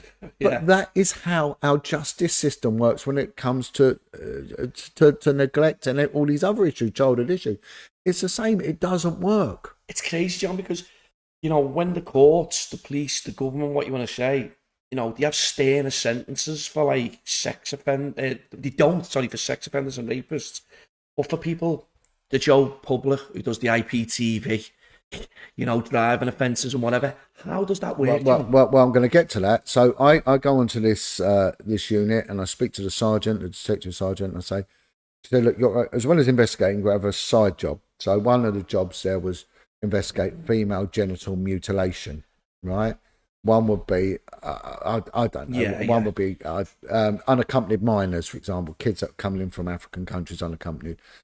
I said, is that one to do with child prostitution? I went, yeah. She said, luckily, synchronicity once again, the girl that was looking into that for the last 2 years, she's gone on maternity leave.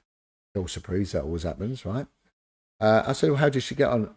Yeah, it was easy. She didn't have one case in 2 years. And she said, not only that, you go in the meetings, and once you've had the meeting, you can go home. And I said, all right. So I said, can I have that job? She went, yeah. But no notes to hand over because there was no cases there. Yeah. So this is exactly how it works. So I ring up social services for that borough. So can you fax me from, I'm the new detective here, can you fax me through a list of all the kids' homes in this borough? So this borough in London's got more kids' homes than any other local authority in the UK. With 26 of them. They faxed through 26 kids' home with the phone numbers.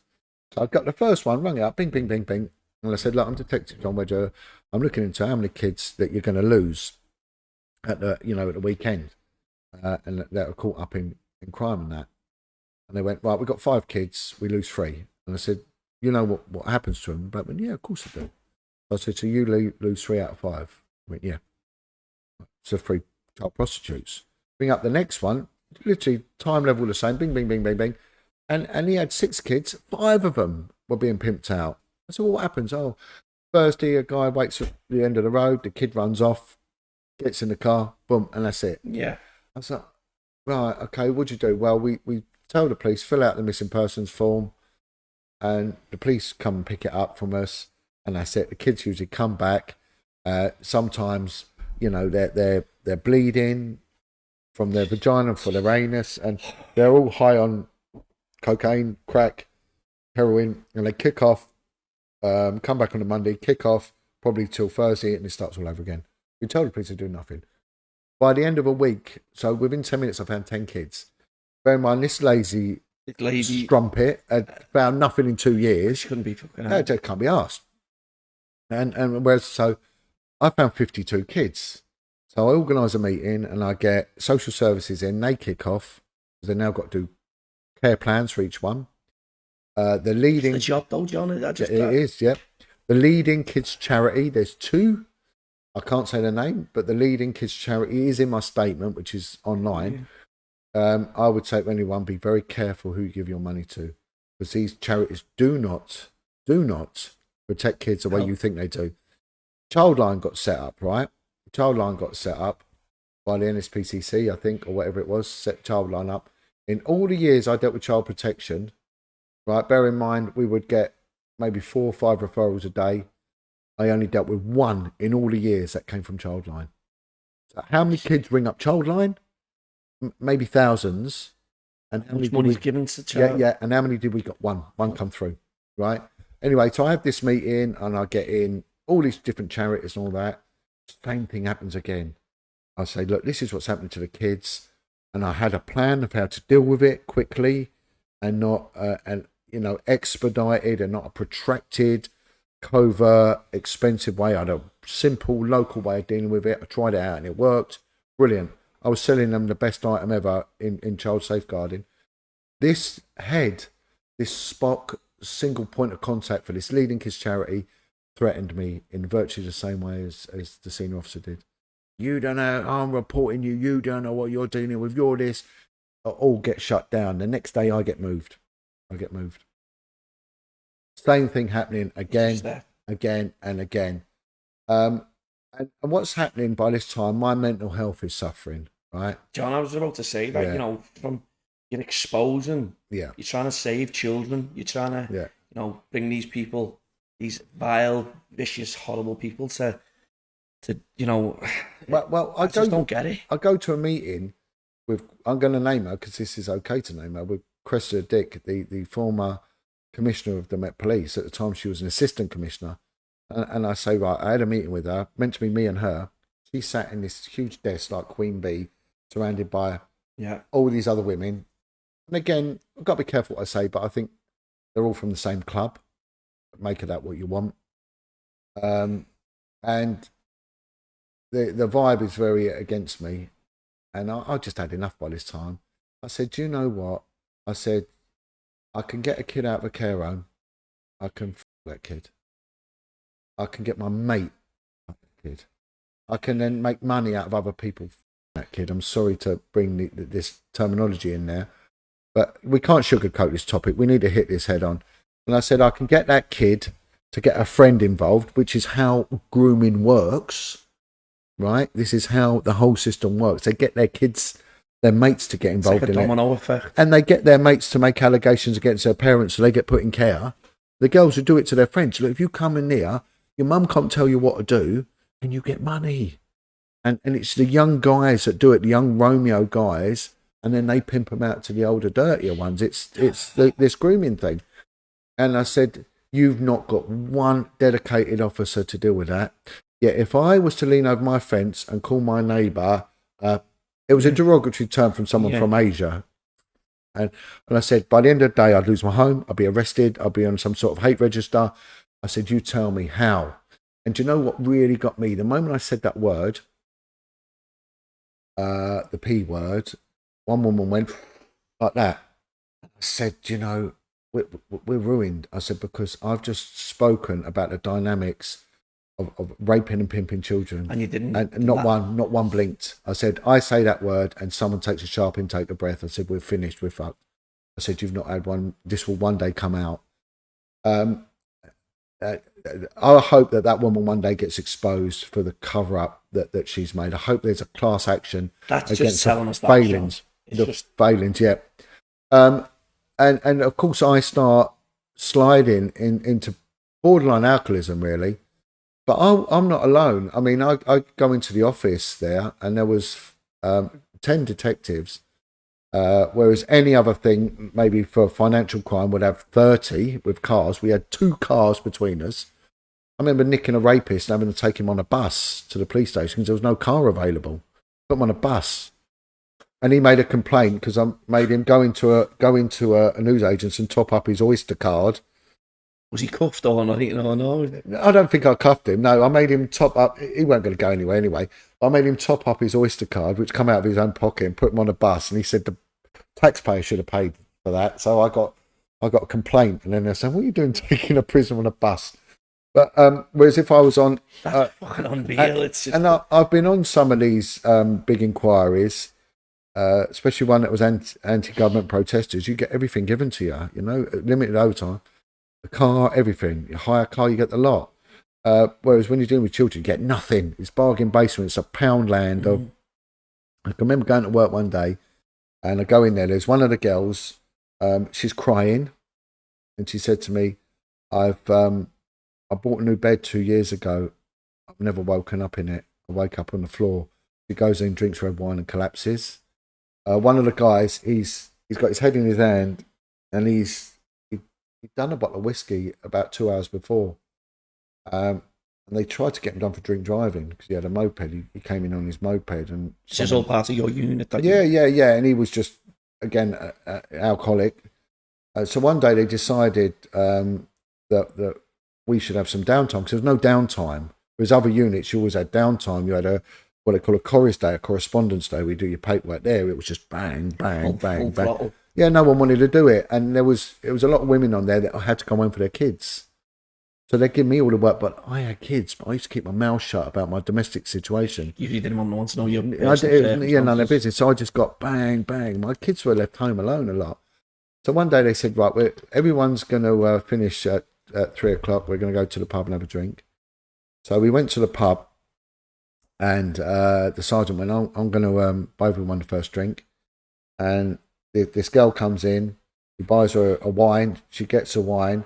She pours it over his head, and then she smashes him straight in the face. Big fight starts. We all get thrown out because it was the anger and the emotions were what you were dealing with on a daily basis. It just kicked off within 5 minutes. It just went bang. She's screaming. Everyone was ready to blow. Yeah. We were emotionally. We were knackered. We were gone. We were empty. You know. And these are our kids, you know, and no one wants to do no one wants to do anything. That at the top. They won't fund it, but if you make one mistake, they'll.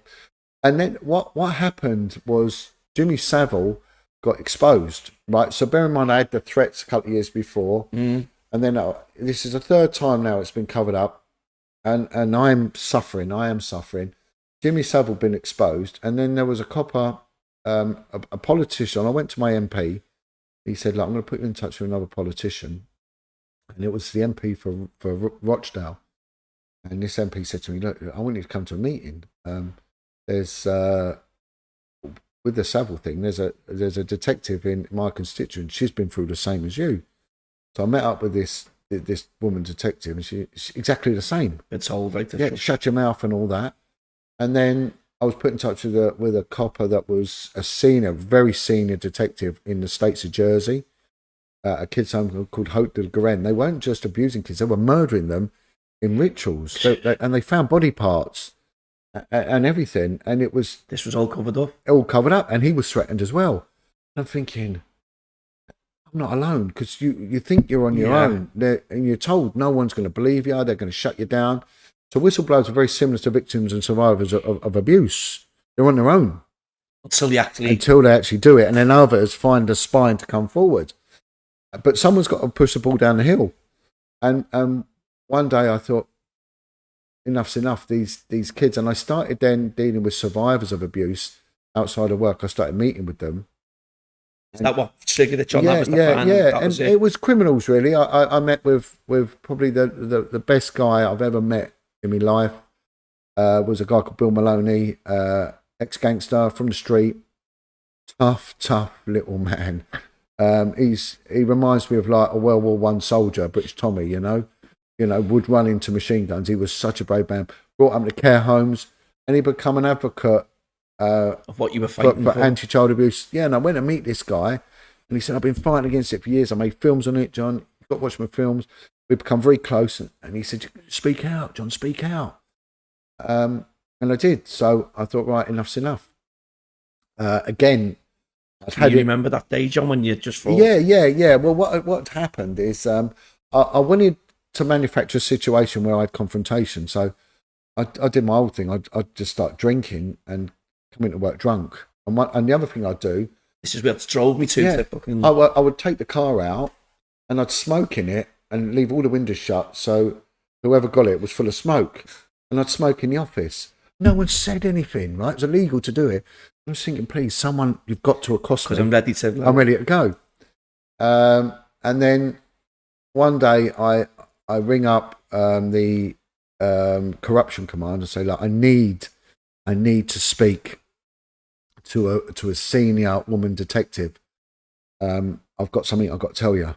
Anyway, I then get a phone call from a uniformed police constable, and I went, mate, piss off, leave me alone. I need to speak to her. And I kept insisting. Now, anyone who's ever watched that program Line of Duty will know that the last series, if that's not a blueprint of what I went through, I don't know what it is. And I'll tell you for why. In the end, I get a phone call from a woman, Detective Chief Inspector. She said, look, come and meet me. So I go up there to this secure building. The police have got all these secure buildings everywhere. I go out there and she laughed and she said, you're quite a character, John. She said, but why? Why a senior woman police detective?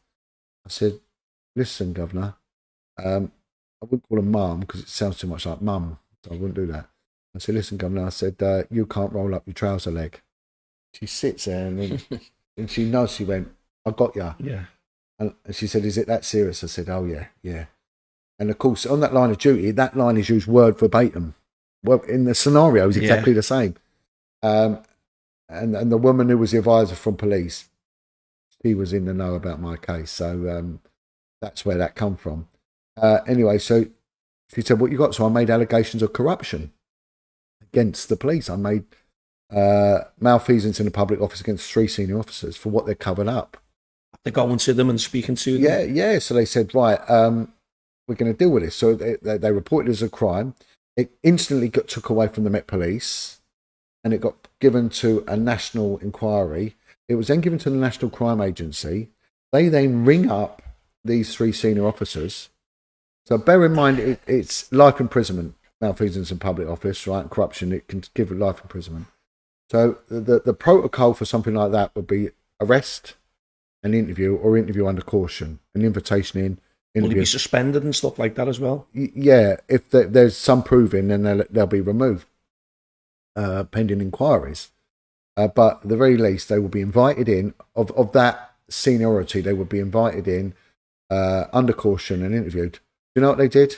They rung up the officers and went, Jon Wedger says that you've covered up child prostitution. No, that's a lie. Okay, bye. Finished. Cut it down. Right? So like, right, okay. And then they then say, right, the corruption people said, look, we want to speak to you. And brilliant, think I'm going to get an update. I get arrested. So I then get arrested for, they've gone through 15 years of my emails. So they took away the investigation and then gave it to this team who just spent their whole time investigating me. You, instead of the 3. Yeah, nine offences that they put against me. One of them was theft. I was like, well, you know, I'm not a thief, you know, I'm not. Some people are. Just looking for something. Yeah, and what it was, I used to have, with my oldest son, we had a tree surgery business. And I never had a printer because I couldn't afford a printer, you know, I was poor. So I used to, on my night duty, I used to print out my invoices. They found one of my invoices and they said, right, he's used government, Her Majesty's paper. You can't put a value on theft, so that's theft of government property. A printing house. Another one, they said, right, you're going to get 15 years for this. It's like, what are you on about? Conspiracy to supply Class A drugs. Again, it's not. I'm not a drug thing. I drink beer, you know, and I smoke a roll-up fag. I used to, and I don't do drugs. It's not my thing. I'm not into cannabis or nothing. I don't care for it. And I had a friend who was an undercover officer. He went on to become an author. Brilliant guy, lovely guy, and he had a nervous breakdown, as a lot of them fellas do.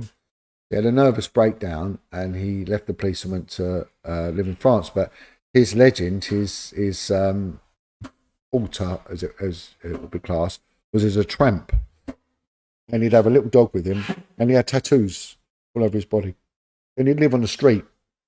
And he was a very successful undercover officer, and he would just get involved in drug supply and things like that. And he always had a little bottle of methadone on him.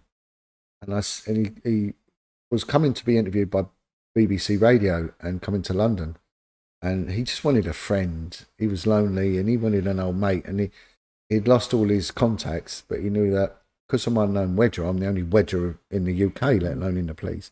If he puts it in john.wedger@metpolice.co.whatever, he'll get me. So he's emailed me, and I've seen it. Oh, wow, I've not heard from him for years. And he's got, John, I'm coming to London. Wedger, I'm coming to London. And I said, oh, brilliant. I said, you still living as a tramp? And he's put, yeah, still living as a tramp, LOL, or whatever shit it was. I said, well, let's meet for a drink. You bring the tenant super, I'll bring the methadone, we'll have a cocktail on a bench. And with that information, they said, they just yeah. And then, so the threats against me was my home, my job, my children. I went sick. They stopped paying me for 3 years. They never paid me any money for 3 years. I had to get work on a building site. Went to work on a building site as a labourer to keep the money. Yes. Bear in mind, I've been behind a desk for years, and then I'm out labouring, and I'm in my late 40s, maybe mid 40s, late 40s. And I did all right. I held my own with the chaps, I couldn't pay my mortgage. The bank come to take my home, so my home, my job, children, and luckily the woman from the bank, she'd been in a kids' home, and she said, "No one's touching you. Pay £1 a month, and we'll look after you." So God was behind me all the way. And I've got these cases that are now going to the CPS. It's that they've gone to, John. Yeah. To stop you from speaking out against what they've done. I said to one senior officer, right, an assistant commissioner, I won't name her, I want to, but I won't name her because I don't want to muddy it for you chaps. But she was banned by the courts for giving evidence because she was proved to have lied in court. Under oath as well. Under oath, she was a corrupt senior officer. Right, so what she'd done is I ain't done anything wrong anyway, right? So she was given the case to look at. She was sanctioning under Cressida Dick the attack on me, so she's classed as a corrupt officer.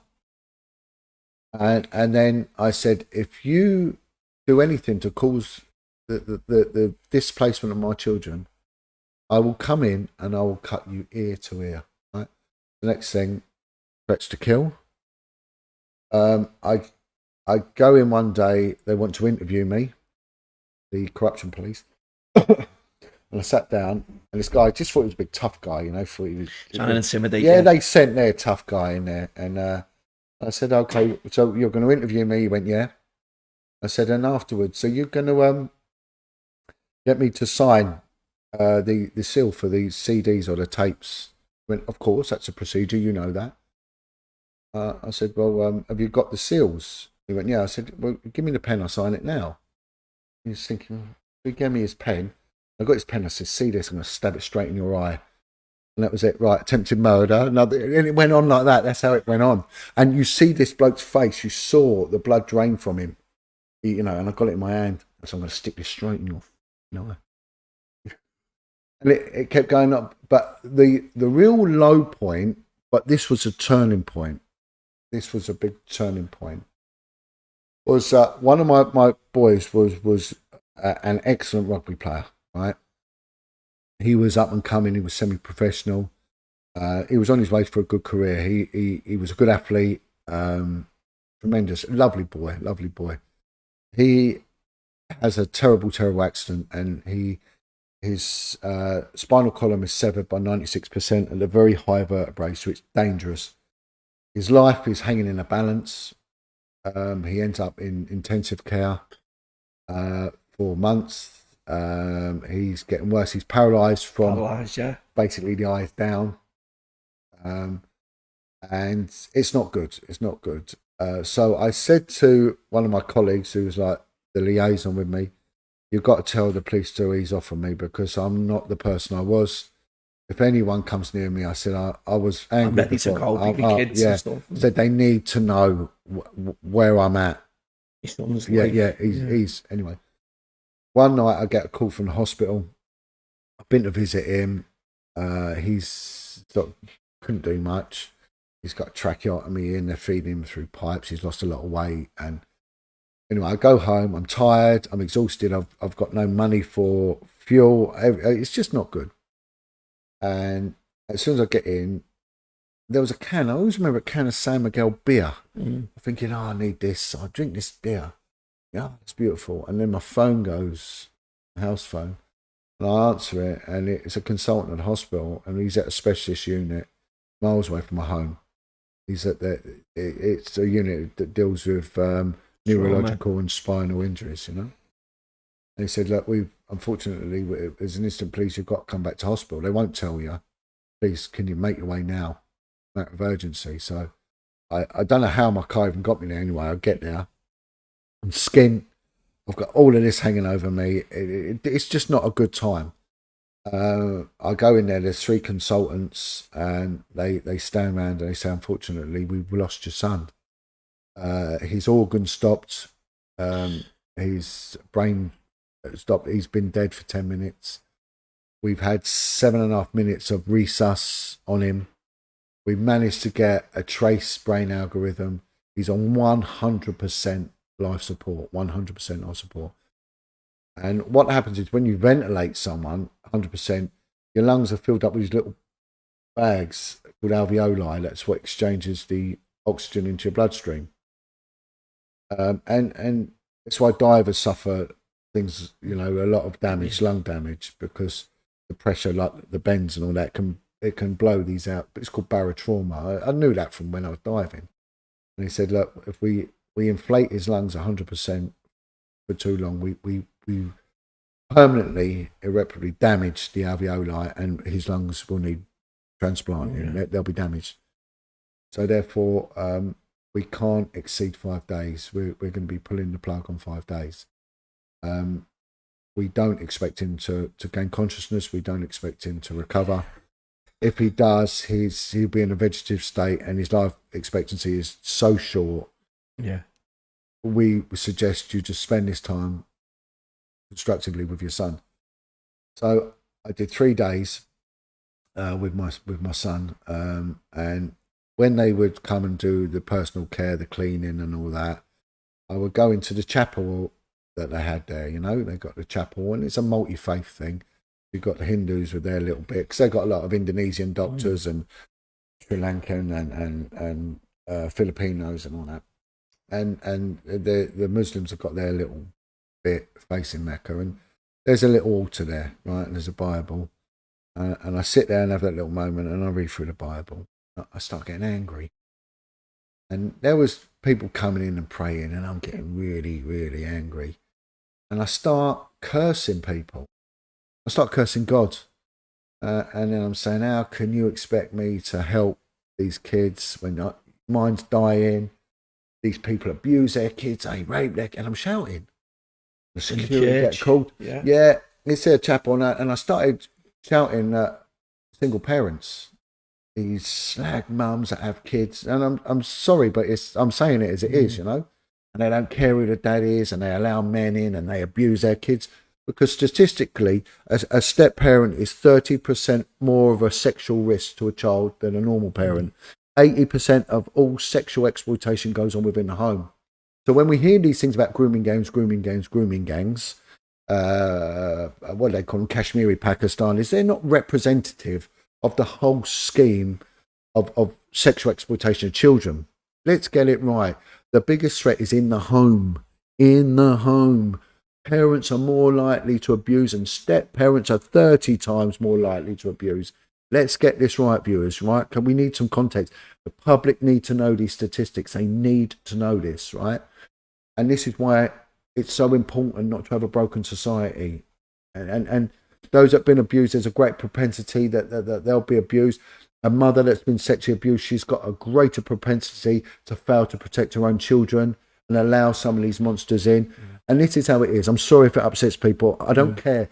Listen, I'm not here to placate the adult. I don't care if I upset you adults and there's a guilt thing. I'm not here for you. I'm here to stop these children getting hurt. And I know that's become a bit serious all of a sudden, but it is a serious topic, as we found out. And I started shouting at men that treat stepchildren like dogs. Yeah. I can always remember years ago watching that guy Lenny McLean. big, powerful man. He's built like my stepdad, very similar build. And my stepdad had been abused by his mother. That's where this anger comes from. And he was there and shouting. And straight away, I thought, you've been abused, brother. And there's been a few fighters that have been like that. I know where that pain comes from. That hatred and anger. But it will eat you up and it will give you cancer. It will make your life short. Yeah. And it will make everyone around you miserable. You know, and this is how it takes 3 generations for that to filter out if it's not dealt with. Yeah. If it's not dealt with.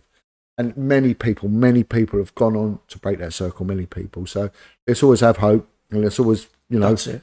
And I can cite many cases where that's happened. So this isn't a down. Anyway, I was shouting at these people and I was upsetting them, but I didn't care. I'd gone past the point of caring.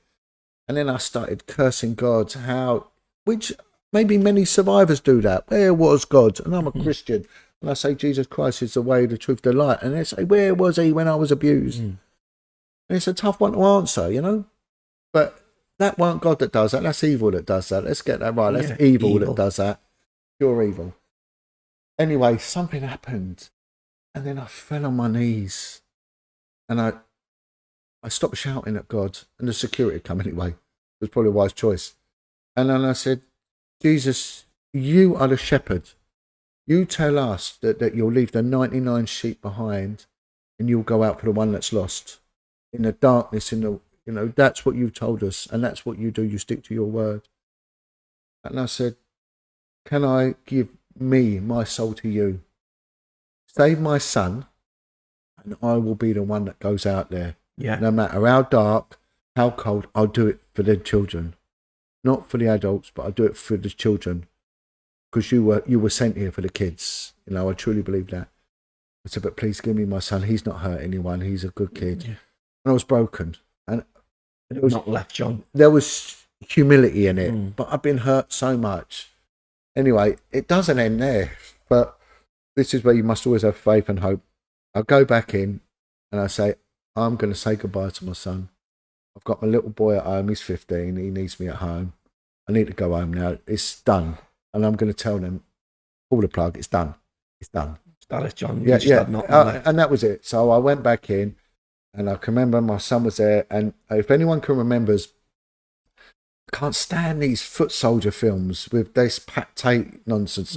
Honestly, I'm going to really slag this off now. Why do people get interested in these people? That poor little girl, Leah Betts, was laying there dying with all them pipes. And then they're promoting this gangster drug dealing culture, which is so awful and wrong. And I always remember, and these people can say what they want, there was nothing to do with them. Oh, come on now, come on. They were selling drugs and this poor little girl died as a result. But there was her dad was saying this is a picture no parent should see. And it was a picture my reality. My son had every single pipe and machine going boom, boom, boom, boom, boom, boom, boom. It was awful. And I went up and I kissed him and I said, I love you, I love you, I love you.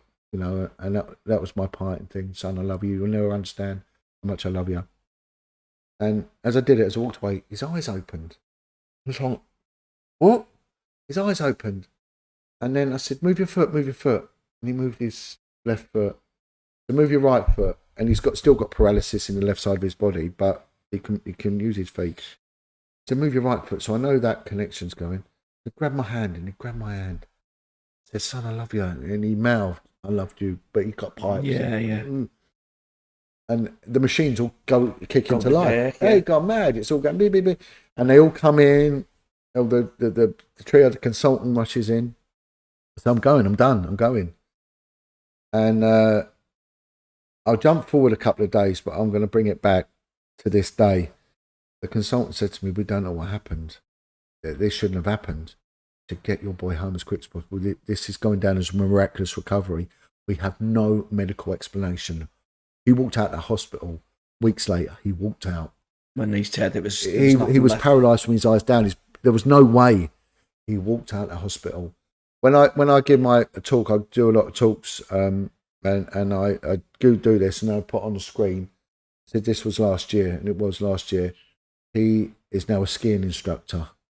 And he's going down the Pyrenees skiing.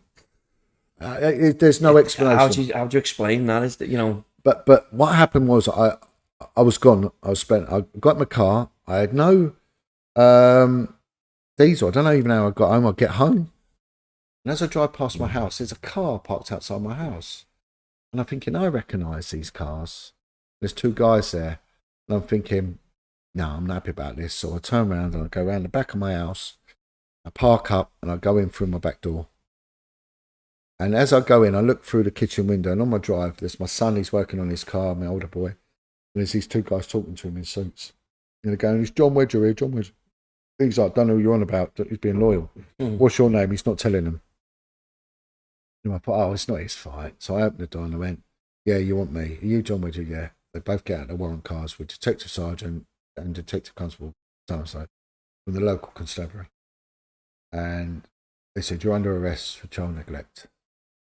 And sent by the Metropolitan Police, because it's a county force.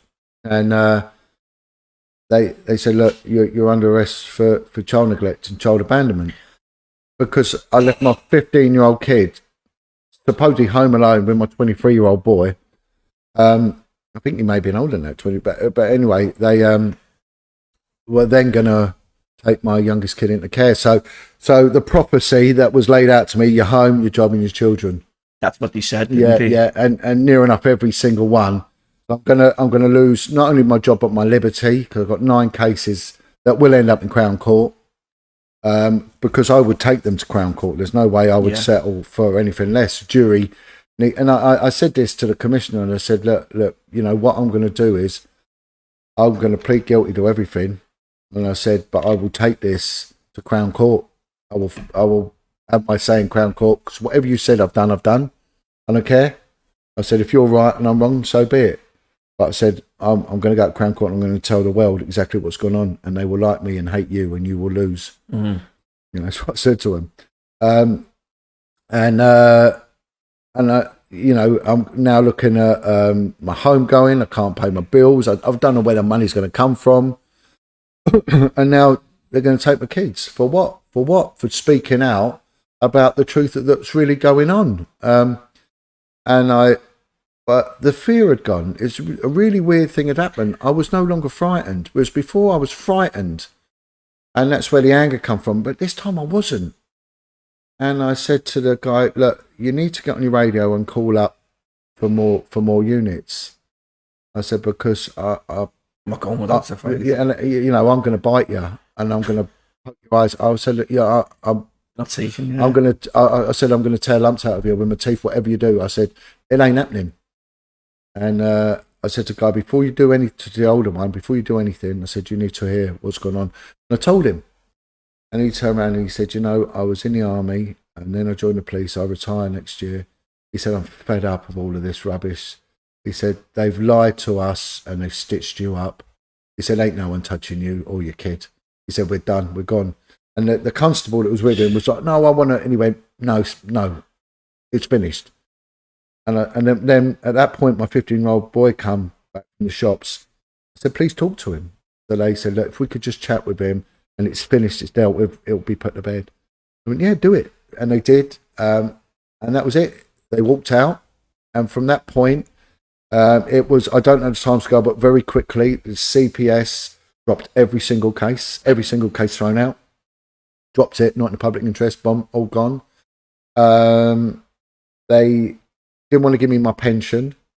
They tried to take it to a judicial review, and that all failed, and I got my pension. 28 years service, was it 28? 27 and a half years. 27 and a half years service. And I got my pension. I got back paid the money they didn't pay me. For the 3 years. Yeah, which made me, I cleared my mortgage, and that's how it was, you know. And then I thought, what am I going to do? What am I going to do now?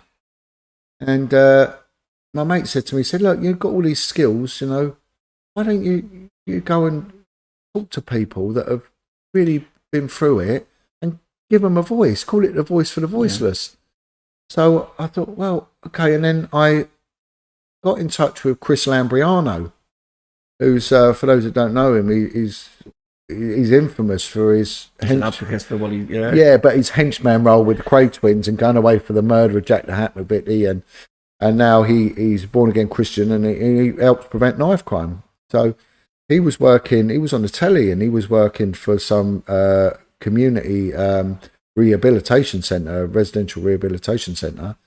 and they had a 70% success rate, whereas NHS run ones is the other way around. They have a 70% failure, recidivism rate, return to drugs rate. And this guy, just was fascinated by him, and I sort of set out feelers to this rehab centre, and he calls me up and he went, come and see me. Come and see me. So I went and saw him, and he thought I was fishing for info about the Cray twins, and I've got no interest in them. I don't like them. I don't think they're clean people, and I don't care for them. Yeah. But I can see the fascination in it, I can, sort of thing. And he sort of, I wouldn't say he got angry at me, but he thought I was fishing for info, and he said to me, look, follow me. It didn't go too well, our first meeting. And he said, look, follow me. You got a car? And I went, yeah. And he get in the car and he drives off and he goes into this rehab centre. And he takes me in there, and he went in there and he went up and he was putting his arms around people and he was saying, come and talk to Jon. And they were telling me their stories and he was listening to them. And I thought, this guy's brilliant. He turned his life around, from where he was at. Yeah, and it was brilliant. And I said, what do you need? He said, look, they've got no money. It costs so much to put them through rehab. I said, I want to help. So I decided to walk from charity walk from Parliament all the way on the canals, because it started on the canals, to Manchester, where I'd meet up with the other whistleblowing copper from Manchester with the Rochdale thing, but with my dog. So I did this walk. It took me 10 days. I walked all the way in the winter, February it was. And I raised thousands for Chris that went on to put someone through rehab. And then I would get other people come my way, and Chris or someone else would say, look, this guy, got to meet him. He'd been in prison, was abused in the care homes. And I'd go and put their story out. And this pattern started emerging. You created something, haven't you? Yeah, and it just went mad. And I was getting calls from everywhere, all over the place. And it honestly, it went absolutely, I wasn't prepared for it. And then I get an email through from a guy called Paco. And it said, hi, my name's Paco, but my real name's Francisco. I'm like you, I'm an ex-detective of mixed Italian background. I was thinking, he said, I'm a whistleblower. I'm giving a talk in Amsterdam, in Holland. I want you to come and share the stage with me. He said, if you want to check out my stuff, look at this thing and watch this film. And his name was Francesco Serpico. It was Frank Serpico. And that was a guy that I first, when I joined, watched the film. You watched the film with Robert De Niro, was it? However, I went and met him, and I thought it was a tosser. So never meet your heroes. Never meet your heroes. Honestly, I thought, what am I doing here? I'm going to go and get drunk. Yeah. So that didn't go down too well, to be honest. And that was one of the things, was the absence of other coppers that knew. So I didn't rely on them. But it just became a thing, and I was getting survivors from big care homes. And then I started researching it and looking into it. And then you saw how these things, nothing is by chance, and you saw where there was a need to get kids into care, to become a money-making thing. And it's all about money and perversion. There's no benevolence in it. It may have started off benevolent. And even when you got Dr. Bernardo, it came out in the government inquiry, and I was later to become one of the main key witnesses at the government appointed inquiry into all the cover-ups. And as a result of my evidence, I'm now in Hansard's, which is the legal documents and the parliamentary documents, because I've caused 5 changes in the law in regard to safeguarding. So it all comes round. But it came out in the inquiry that Bernardo was one of the biggest traffickers of children that the country's ever had. He sold 40,000 children into slavery, and some of that was sexual slavery in Canada and the New World, So these aren't clean people. And it's, when you look at, I do talks on the history of kids' homes, and you see how the different sort of abuse morphs according to time. It's always a huge insurgence of kids going into care after wars. There's a lot of more women abuse kids after a war, because they become widows and there's a hatred for men being left and all that. You get women abuse, and when women abuse, a survivor of abuse is 6 times more likely to abuse than if it's a man that did it. And it's done with a lot more viciousness, although it's smaller. During the 1970s, there was more boys got abused because of the liberal laws that were brought in, and it meant that again, this isn't me taking it to some political extremity. The left wing governments refused to verify the what is it? The vetting, not the vetting, the references of homosexual applicants. So homosexual applicants for working in kids' homes didn't get their references, weren't allowed to have they could get away with not having references checked, which allowed for paedophiles to get in. In no way I'm saying homosexual is a paedophile. That's not. No, and if you draw that correlation, you're stupid, because that's clearly not my argument here. But this is what happened during the 70s, and more children were sexually abused, more boys were sexually abused in left-wing Labour constituents than they were in Tory ones, because of the liberalisations and the Equality for All Act. And so it went in, and then one of the things that really changed me was I started, 1 in 10 people that came to me were reporting a thing called SRA, satanic ritual abuse, Satanism. And that takes it to a whole new level. And the survivors of ritualistic abuse tend to suffer from a thing called DID, which is multiple personalities, dissociated identity disorder. And they can have up to 100 different identities. And they will change like that in front of you because of the torture and the mind control that goes on. Personality, just 1 minute they're fine, 1 minute just... And one of the things you get with them is, if they can, to draw, because you can torture and bully someone into not talking. Gangsters do all the time. You talk, I'm going to do this, but you can't teach people not to draw. You can teach them not to talk, but not to draw. And then of course grooming as well. I started looking into what actually is grooming and why it is, and then started, luckily in the police for many years I worked with a profiler, so I had a real strong grounding in what makes a sex offender and how a sex offender works. And when I left the police, I started teaming up with I met some great people, some phenomenal people that were experts in what they do. And one is a lady called Corinne, and she was an FBI profiler in sex offenders, but she's the main one, number one in the world, for child murderers. And she knows the ins and outs of child murderers' mind. And she's been invaluable in my work. And it's taken me many places abroad and all sorts. And it's fantastic. It goes on it so many places, John, Yeah, it's been a journey, Someone said to me, would you recommend someone whistleblow? Well, not really. No. What you got to do is, we see it a lot with people that are trying to expose the truth, right? And they get attacked. So we've just seen it with people like Russell Brand. We've seen it with people like Andrew Tate. But you've got to be clean. If you're going to speak out and expose filth, you've got to be clean. And the reason I stood my heels... do everything in the power to make you be the bad guy and any dirty laundry or whatever. And of course, Russell Brand stuck his what's it in any hole going, and Andrew Tate has got a very questionable past and how he's made his money. So I wouldn't class either of them as clean people. I don't know them. I'm not online denigrating them or anything like that. I'm not doing that. But as an outsider looking in, I can see why there has been avenues for attack. And try and shut them down to close them. So you've got to be clean. You must be clean. And you're up against a monster. You really start seeing the world in a binary fashion, even and good. And when you really start getting up to that higher echelons, you realise that the children are the fuel that keeps this whole demonic machine running. And like you're saying there, John, with the likes of Russell Brand, Andrew Tate, and many others that speak out, and they say things that people are thinking, but they're scared to speak about. Yeah. Like yourself, you're speaking about the children and stuff like that. But like you say, people with a past, which everybody does, but if you're not clean, like you're saying, you'll hang you out to dry. Look, whatever they said I'd done, I said to you, I've done it. Okay, if you said I've done it, but I'm willing to face the music for it. I've got nothing to be ashamed of, that I stole a sheet of A5 paper and I threatened to cut a senior officer's throat. Yeah, I did it. Yeah, of course I did it. And I did it with witnesses. So crack on with it. I mean, seriously, that isn't my point. But, when you're exposing the truth, you got to be clean. 1 million. You must be.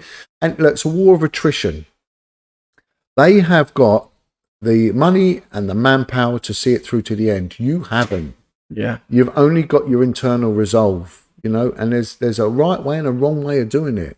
And you must do it in a good, clean, righteous way, And to be honest, the other thing is no one really cares either. They're not really... Look, at the same time that I was whistleblowing, there was a woman who got massively attacked in the press, and the whole of the UK was in uproar. And what was her crime? She was walking along a residential street, and there was a wheelie bin, and there was a cat on a wall, and she was seen to pick the cat up, open the wheelie bin, and drop the cat in the wheelie bin. Right? And it was caught on CCTV, and it went on the news. It went viral. It went viral. I found it really amusing. I'm not saying advocating any sort of crimes against cats and whatnot. But, I like animals and whatnot. But the reaction was horrendous.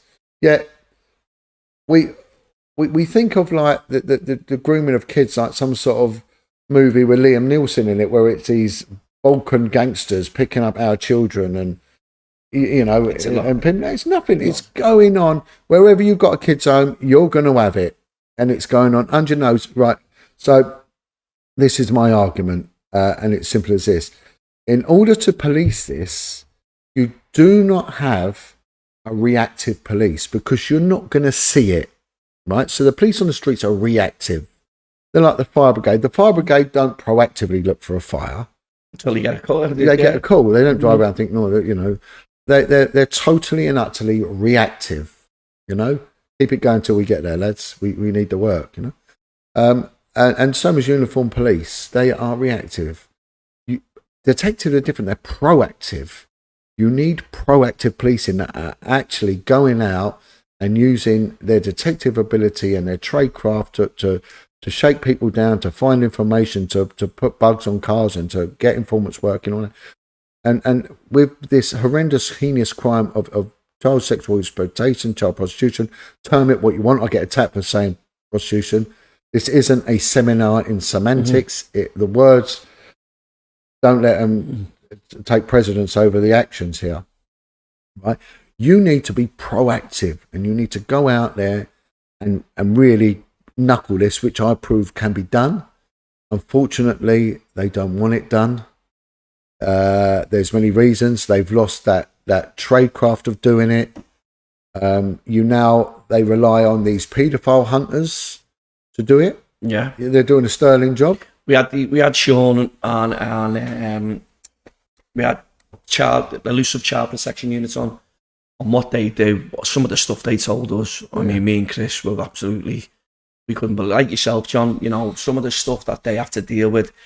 The explicit, the messages, the photos. Well, this is it, Tony. You see, because when you get to the level of child abuse investigations, and you've gone through like the profiling, and you understand what a paedophile is.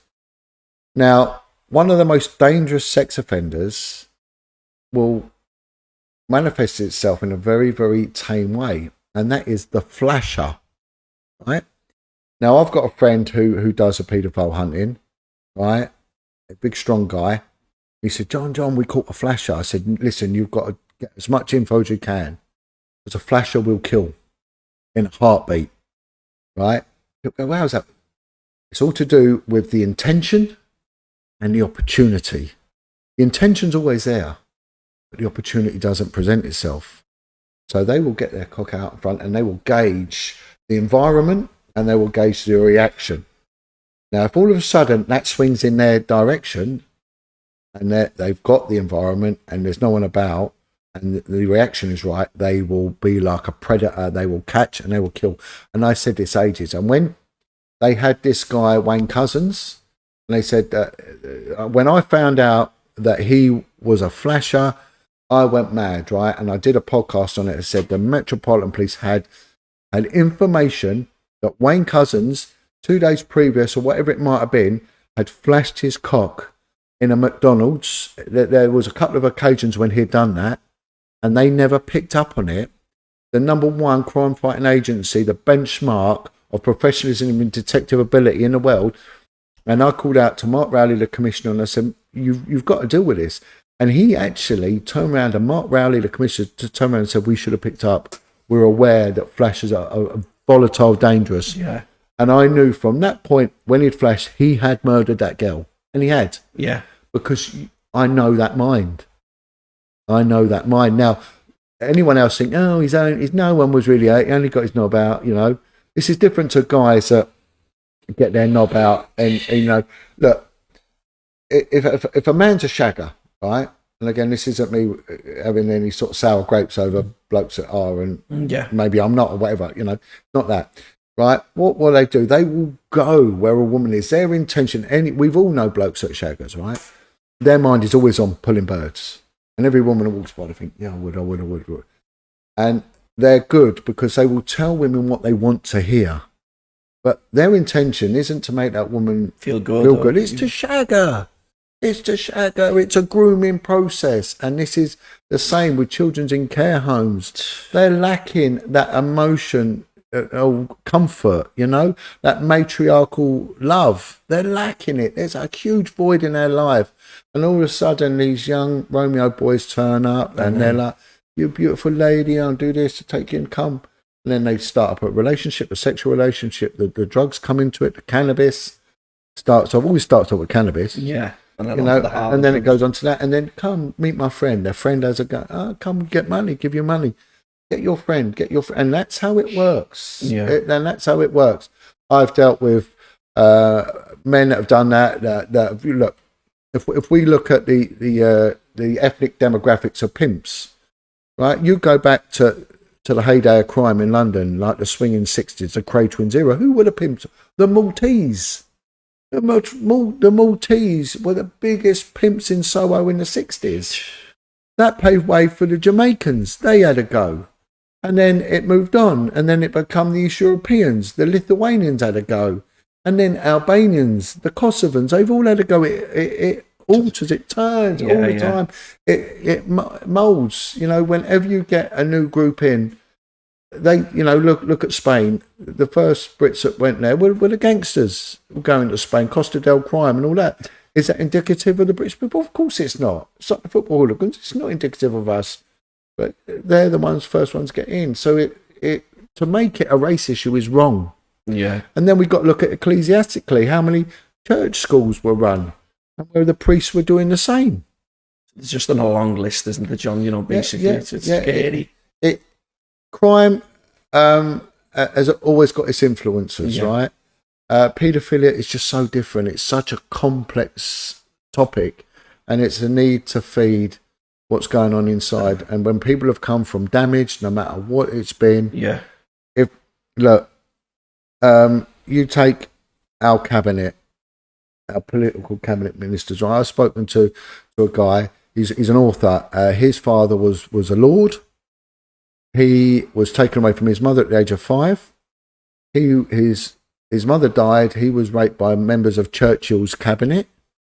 His father was a member of the cabinet at the same time, so members of Churchill's cabinet were abusing him. He went into a prep school where he was abused. He ended up in Eton public school, which has provided this country with more prime ministers than any other public school, which means a high-paying fee school, you know. He made allegations that the older children, which they call a fagging system, were sexually abusing him. He was caned and he was whipped and he was beaten, but by the dean, the don of the school, whatever, and put under the pupillage of a Monsignor, a senior religious leader, who went on to rape him. And he said these schools, what I went through was no different from the kids you talk about that have come from the care homes. Scary, John. It's just horrific. I mean, some of the stuff that you've dealt with, obviously, with the child protection stuff, and and what goes on, and it still goes on today. But there's two other things I wanted to touch on. Was the horrific stuff that you've spoke about in regards to child protection is like the Jill Dando case and the Madeleine McCann case. What was can you touch on any of them cases? Of course. Now, the Jill Dando one's really interesting because there's the senior investigating officer on that. I used to work on the same unit as him. I used to teach interview skills. So I was on a unit that taught specialist interview skills, interrogation skills, basically, you know. And he was part of the same academy, the detective academy, and he would give talks about his crime scene, which was the Jill Dando crime scene. Now, weird things happened on that case. So she was shot on her doorstep in like the Hammersmith area. Very busy area. Yeah. And 23 ambulances were dispatched to her address. And the ambulance crews got out and they walked over the crime scene. Now, a crime scene got to be like a field of snow, right? So in the middle of the crime scene, if there is, say, a victim there, you've got to account for everyone who's gone to that person. So there'll be footsteps going in to get them and footsteps coming back. And you can account for that. Yes, it's adulterated, but we can account for why it's adulterated, right? And that's why you get a guy doing a crime scene log. In and out, in and out, right? So I'll give you an example, how to adulterate a crime scene. And it's been going on for quite a while. Now, this crime scene was massively adulterated for some reason. An inordinate amount of double crewed ambulance staff was sent, were sent and walking all over the crime scene. I was later to meet with Barry George, at the General Registry Court in the Strand and in Holborn, and he's not the full ticket. When you meet him, he was the main suspect. Yeah. He's not, and you think, no, he's not. It's not him. I don't think he just don't seem right. Now, this isn't the first time that you see this. You see this quite a bit. You saw it with Colin Stagg, that was stitched up for the Rachel Nickell murder. Now Rachel Nickell was a girl that was killed on was it Clapham Common? No, it wasn't Clapham Common. It was anyway, a big Royal Park. Beautiful blonde girl. She was stabbed and killed. I think her son was there and left. Is it Wimbledon? Wimbledon Common, yeah. Now, the guy who did it was a guy called Robert Napper. Now, Robert Napper just, after that, had murdered a woman called Jacqueline Blissett in Plumstead. And he went into the police station and said, I've killed another woman. And they told him to F off, right? He'd admitted killing Rachel Nickell. Yet the police were so entrenched that it was. This was Colin Stagg. Sorry. And they did what's called adjunct provocateur. Yeah. And they didn't want the honey trap undercover officer who was acting as adjunct provocateur manipulating a situation that didn't exist into one that could be classed as an offence, which is against the law. He was quickly pensioned off and shut up because they'd screwed up. And I can always remember the senior investigating officer in the Rachel Nickell thing saying, we will never look for anyone else other than Colin Stagg. That was a level of arrogance that this guy had. And of course, when you get that, my word is king, my word is king. But Jill Dando is slightly more sinister in as much as she goes on about a well-known singer and saying he's not the Christian man you think he is. Again, this guy might not have gone on to sue other people, and I think as a result they've changed how child sexual abuse cases are dealt with. Years ago, we got the information, we would kick the doors in. We're not allowed to do that now as a result of a precedent set because of this not nice person, in my opinion. Yeah. You know? And so she knew things. In my opinion, I reckon Jill Dando knew more than. Do you think there was a paedophile ring of some sort? Yeah. I 100%. And she knew, and she wasn't happy. Yeah. She wasn't having. She wasn't having it. She was quite an innocent girl. I know she had quite a few boyfriends and all that, but she's quite a clean living. I mean, like in the media and stuff, wasn't it? Yeah. She was quite a nice individual, and I think she was generally shocked at what she found out. Now, I think the crime scene was deliberately adulterated. Years ago, the Yardies, right, the Jamaican bad man and all that came over in the 80s. And again, very interesting history with them because they were politically backed, the Yardies. Mm-hmm. They were back in the Civil War, and a lot of that drug trade was funding an unofficial civil war in Jamaica. So these were like soldiers, as they were, you know. The first Yardies that came over were dangerous people. But there was a shooting, right, for example, saying Brixton, and what the shooter would do, the yard man would do, when the police would put up a cordon, put on headphones and all that, make out distracted, and deliberately walk through the crime scene, right? And then they'd be saying, "Hey, mate, what you doing? Come back here. We need your name. We need your details." They said, "Yeah, man, I'll give you my name, give you your details." So I'll give him his name and details. So if he's called in, he'll say, "What? I was out on a walk with my earphones on, Yeah, of course I was. I was on. That officer saw me. I was on that crime scene. So we'll deliberately adulterate the crime scene, but do it on a sort of an official level. Yeah, well, the officers got, and of course that goes before a jury. Well, that makes sense, doesn't it? And I see a pattern with the Jill Dando thing. And look, there was a case of Stefan Kinchko, or his name will come back to me. There was the girl was murdered in the 80s. It'll all come back to me. Called Leslie Mulseed, right? This was in Yorkshire, right? And it was I think it was the West Yorkshire Police. This girl was murdered, and it was a paedophile ring that murdered her. And what they did was they stitched up this Stefan Kitschko, who was mentally ill, and I think they come back on his DNA as well. There's something about his DNA. It didn't have. There's a guy looking for the window. It's okay. Go on. It's okay. Yeah. So they stitched him up, and he served 15 years, and it wasn't him. And we see this time and time again. And I generally think that this Barry Bulsara was one of these. Yeah. He's definitely retarded, and he was stitched up. Yeah. You know. So I think the Dando thing, there's more to it. Yeah. And then blaming it on some Serbian paramilitary group, well, it doesn't make any sense to me. Blaming someone who's mentally retarded, again, there's holes in that. But someone who's a threat to the establishment because she knows of a paedophile ring. Look, how it works is this, Tony, right? I've been through it, right? Yeah. And I have been contacted twice by the intelligence services because of the post-policing, because I was getting very influential. Now, the information I had could have been politically damaging to the political stability of this country. And that's no longer a police issue. That is a military intelligence issue, right? It becomes a different ball game. It goes out of the remit of the police, and it will be the MI units that will deal with that, right? They will take that on.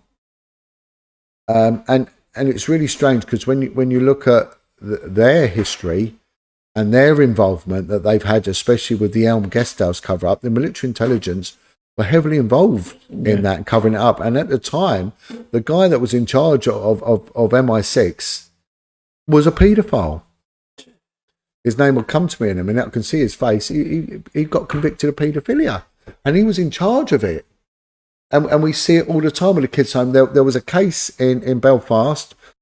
5 boys went missing, and their bodies were found. And one of the bodies was found mutilated in the River Lagan. And his name will come to me in a minute. Brian McDermott, lad called Brian McDermott. And there was information that this was a ritualistic abuse. But at the same time, there was crossovers with allegations that Lord Mountbatten was involved, and the FBI have released a file saying that they had information that Lord Louis Mountbatten was a paedophile, and said that this man should never have been allowed to take any role in decision making with the military. Yet the British military had him as head of staff of the fleet, right? And his name was cropping up in child abuse cases. There was a senior intelligence officer. How's this not looked at, though, John? Well, it is, but people aren't interested, you know. Whereas a footballer does something, watch this, ignore that. There was again, his name will come to me as a captain in the intelligence regiment. Because if I give you his name, you can check this guy out. He was told to cover up certain murders that had occurred. And his information was drawn to the kids' home in Kincora Kids' Home. in Belfast where the boys were pimped out, and he realised that there were politicians that were going in and having sex with kids, and some of these kids were ending up dead. And he said, Colin, his name is Colin something or other. His name will come up to me, Colin. And he brought it to the attention of the British establishment of military intelligence, and he was as captain in the intelligence corps. You've got to look at this kid's home. This is wrong. What's going on? This is taking it above looking at the political insurgency and the them and us situation in Belfast. It was during the Troubles. And is it Colin Campbell? No. Colin something. Anyway, they stitched him up with a murder, and he served 10 years in prison. And because he was speaking. Yeah. So there's so much. So that is only one difference between that happening and then what happened to Dando. And if you look at what about the Madeleine McCann case? What you speak highly on? What about? Yeah. The McCann thing again. I've had a lot of information through about the McCanns. Again, this is all allegedly. This comes from someone who was offered up their services as a witness. This individual said that they used to go to swingers parties with them, and there were also members of our political establishment would go to these parties in like Derbyshire, that area. Gave me address, everything. So there was that side of them that they're involved in the swinging. Allegedly that the children would be brought along and put in a room and sedated because she is an anaesthetist and allegedly, this guy said other swingers would bring their kids and Kate would sedate their kids as well, and had friends that were involved in politics. The reason Gordon Brown got caught up with it was allegedly his brother Andrew Brown was involved in some sort of swinging thing as well, allegedly, and that's how they know each other. Now the biggest bit of information that's public domain was when a statement analyst, which is one of the sort of things that we used to look into, and we used to work with these profiles and analysts. A statement analyst actually looked at the transcript of the interviews that Kate and Jerry McCann did, and he came up with the same conclusion that I did, that they were involved in some nefarious stuff involving that, and that the little girl, in my opinion, was medicated. I believe the death was an accident. I think there would have been a lot of residual anesthetic in the little girl. Within the body. There was a fall. She was hurt.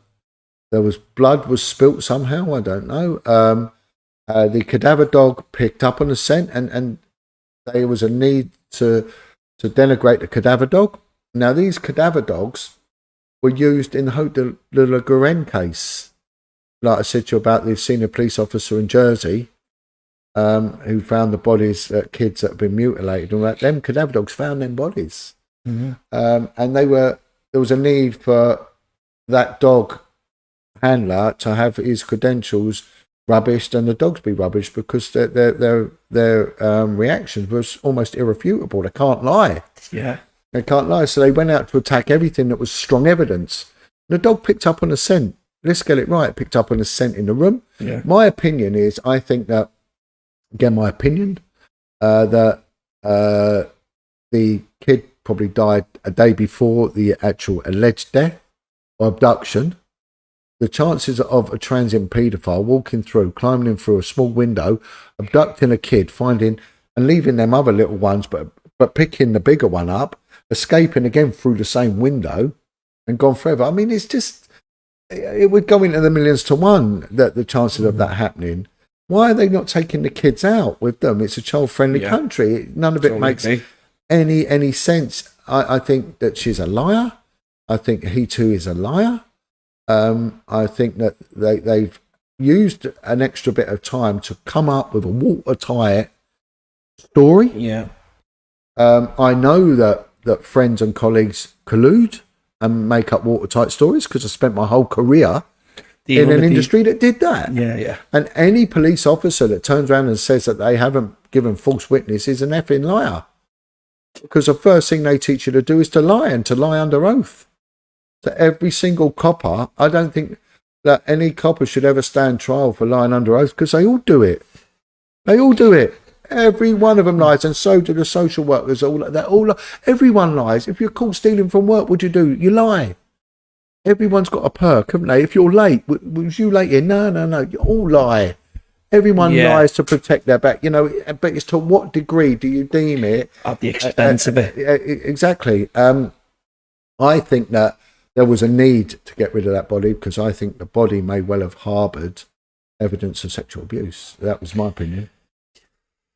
And that would have then brought into question the placement of the other two children.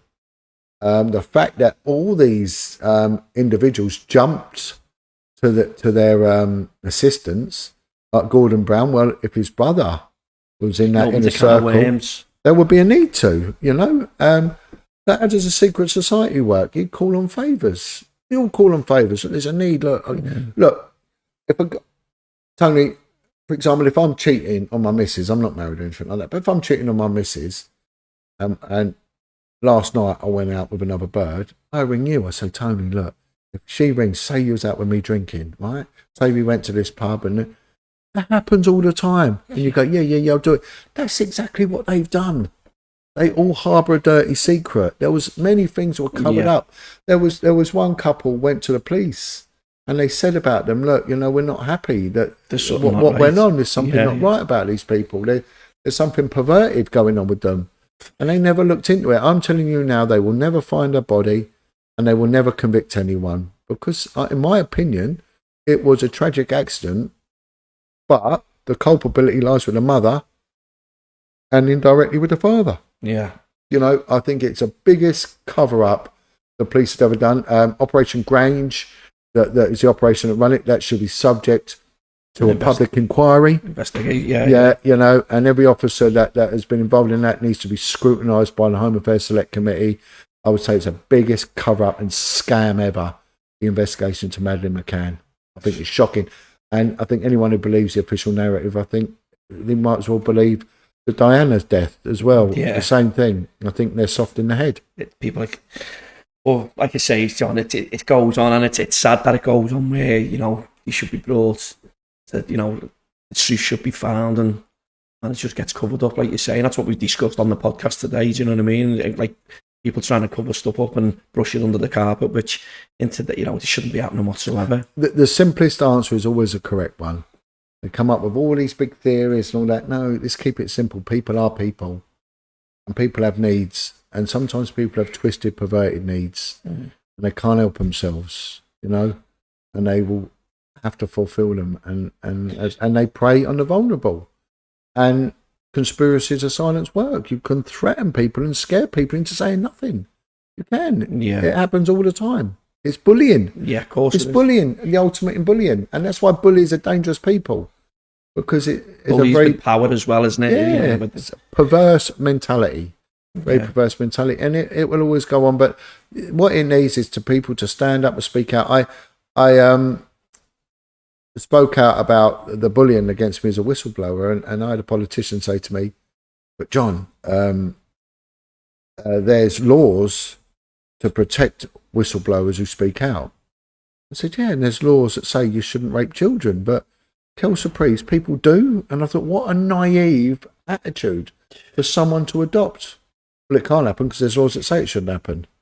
Well, we might as well give up now then, but it will continue. It needs, look, since not just me, but many others have been speaking out. We're getting more and more ex-criminals speaking out. We're getting some celebrities speaking out that they were abused. It's just got to come to the surface. More's got to be done. Basically. Put the pride to one side. It weren't your fault. There's nothing to be ashamed of. They're the monsters, not you. Speak out. Feel proud. But when I used to interview the children, they didn't want us to speak, and they would try and skip through it as quick as possible because it's very painful for them. Yeah. And anyone who's ever sat in a child ABE interview, a video interview, you'll see that with them. it's like you're getting so near to it, and they clam up, they freeze up, but you've got to get that info out because you've got to get the information, which is the evidence to prosecute. But one thing happens afterwards: you actually see their shoulders drop and they relax. The relief of the relief, and they're so happy that they've said it, because it's like a little stone in your backpack. Every year you go on, you say nothing, a little stone, and one day it will bring you down. You'll fall backwards and you'll collapse. It will take you under. Get rid of it. It ain't your pain to keep. It ain't your pain. Give it up. That's it, John. But like I say, just going to touch on last thing, John. What you've got in the pipeline now with your documentary, your book? Yeah. So a guy did a biography on really a collage of a transcript of my works that went into the bestsellers thing. It's called The Great Reveal. That's doing well. I'm writing my own autobiography. I'm smashing on with that. I'm really doing good. I stopped for a while because things get heavy sometimes, you know, and I needed a rest, a break away from it. Yeah. I was working too hard. I was working 6 days a week, 4 evenings a week, you know, with 3 jobs, and I was going under. But now I've teamed up with a production company, and we're putting together 2 projects. One is to do with redemption, and it's people who've turned their lives around in the name of Jesus. So they've come from violence, from drugs, from prostitution, from murder, all sorts, and they've turned their lives around, stopped what they're doing, reassessed it, and they've gone on to help others. Very important message in that.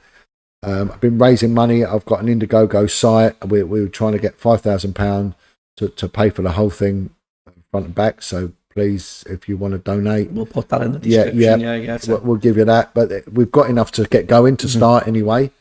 So we're well on way with that one. And then there's another series in which myself and an ex-criminal are going around talking to other offenders. So it's one ex-cop or one ex-convict, and we come together and we go around interviewing people for 2 different perspectives, you know. Yeah. So that's what we got going. And I'll continue to do my Pants Swimming Against Depression campaign, in which I vowed to swim in my pants anywhere in the UK, any weather state, any sea state, any day. And I've done that. I've done well over a year now.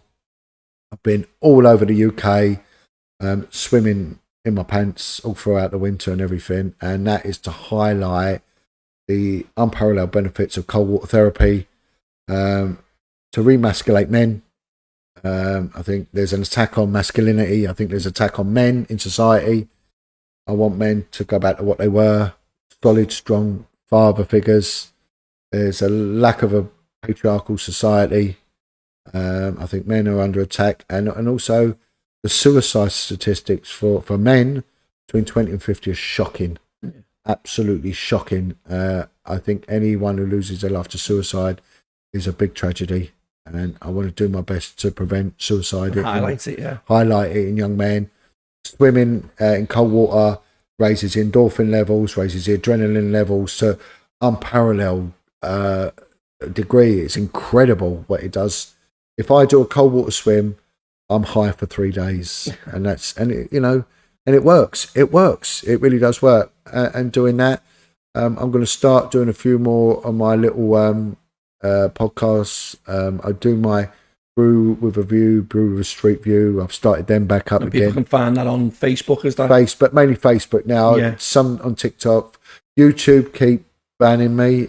Satanists keep getting me banned. Yeah, reporting me for everything. But if you upset a Satanist, you're doing a good job, you know? Yeah. You know, I'd like to see that category of people extinct. That's one thing I want to see, the extinction of Satanism. We do our best to combat child abuse, highlight it, speak out about it. You know, our fear is not as paralleled as that of a child. You know, we've got to do everything to protect the kids, you know, and that's what it is. And I keep going. I've learned a lot in my journey, a hell of a lot. Before I was very open.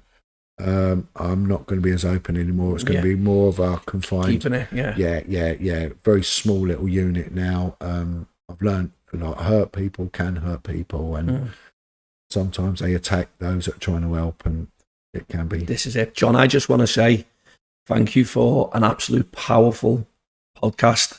You know, you've highlighted some big things, and I just want to say thank you for sharing the good, the bad, and the ugly. Yeah, Thanks very much. It's been an absolute pleasure, Tony. Thank you very much. Cheers. Thank you, everyone. And please, you know, you can check out my work, but I want to give a message to the victims and survivors that speak out, please. And once one comes out, others come forwards.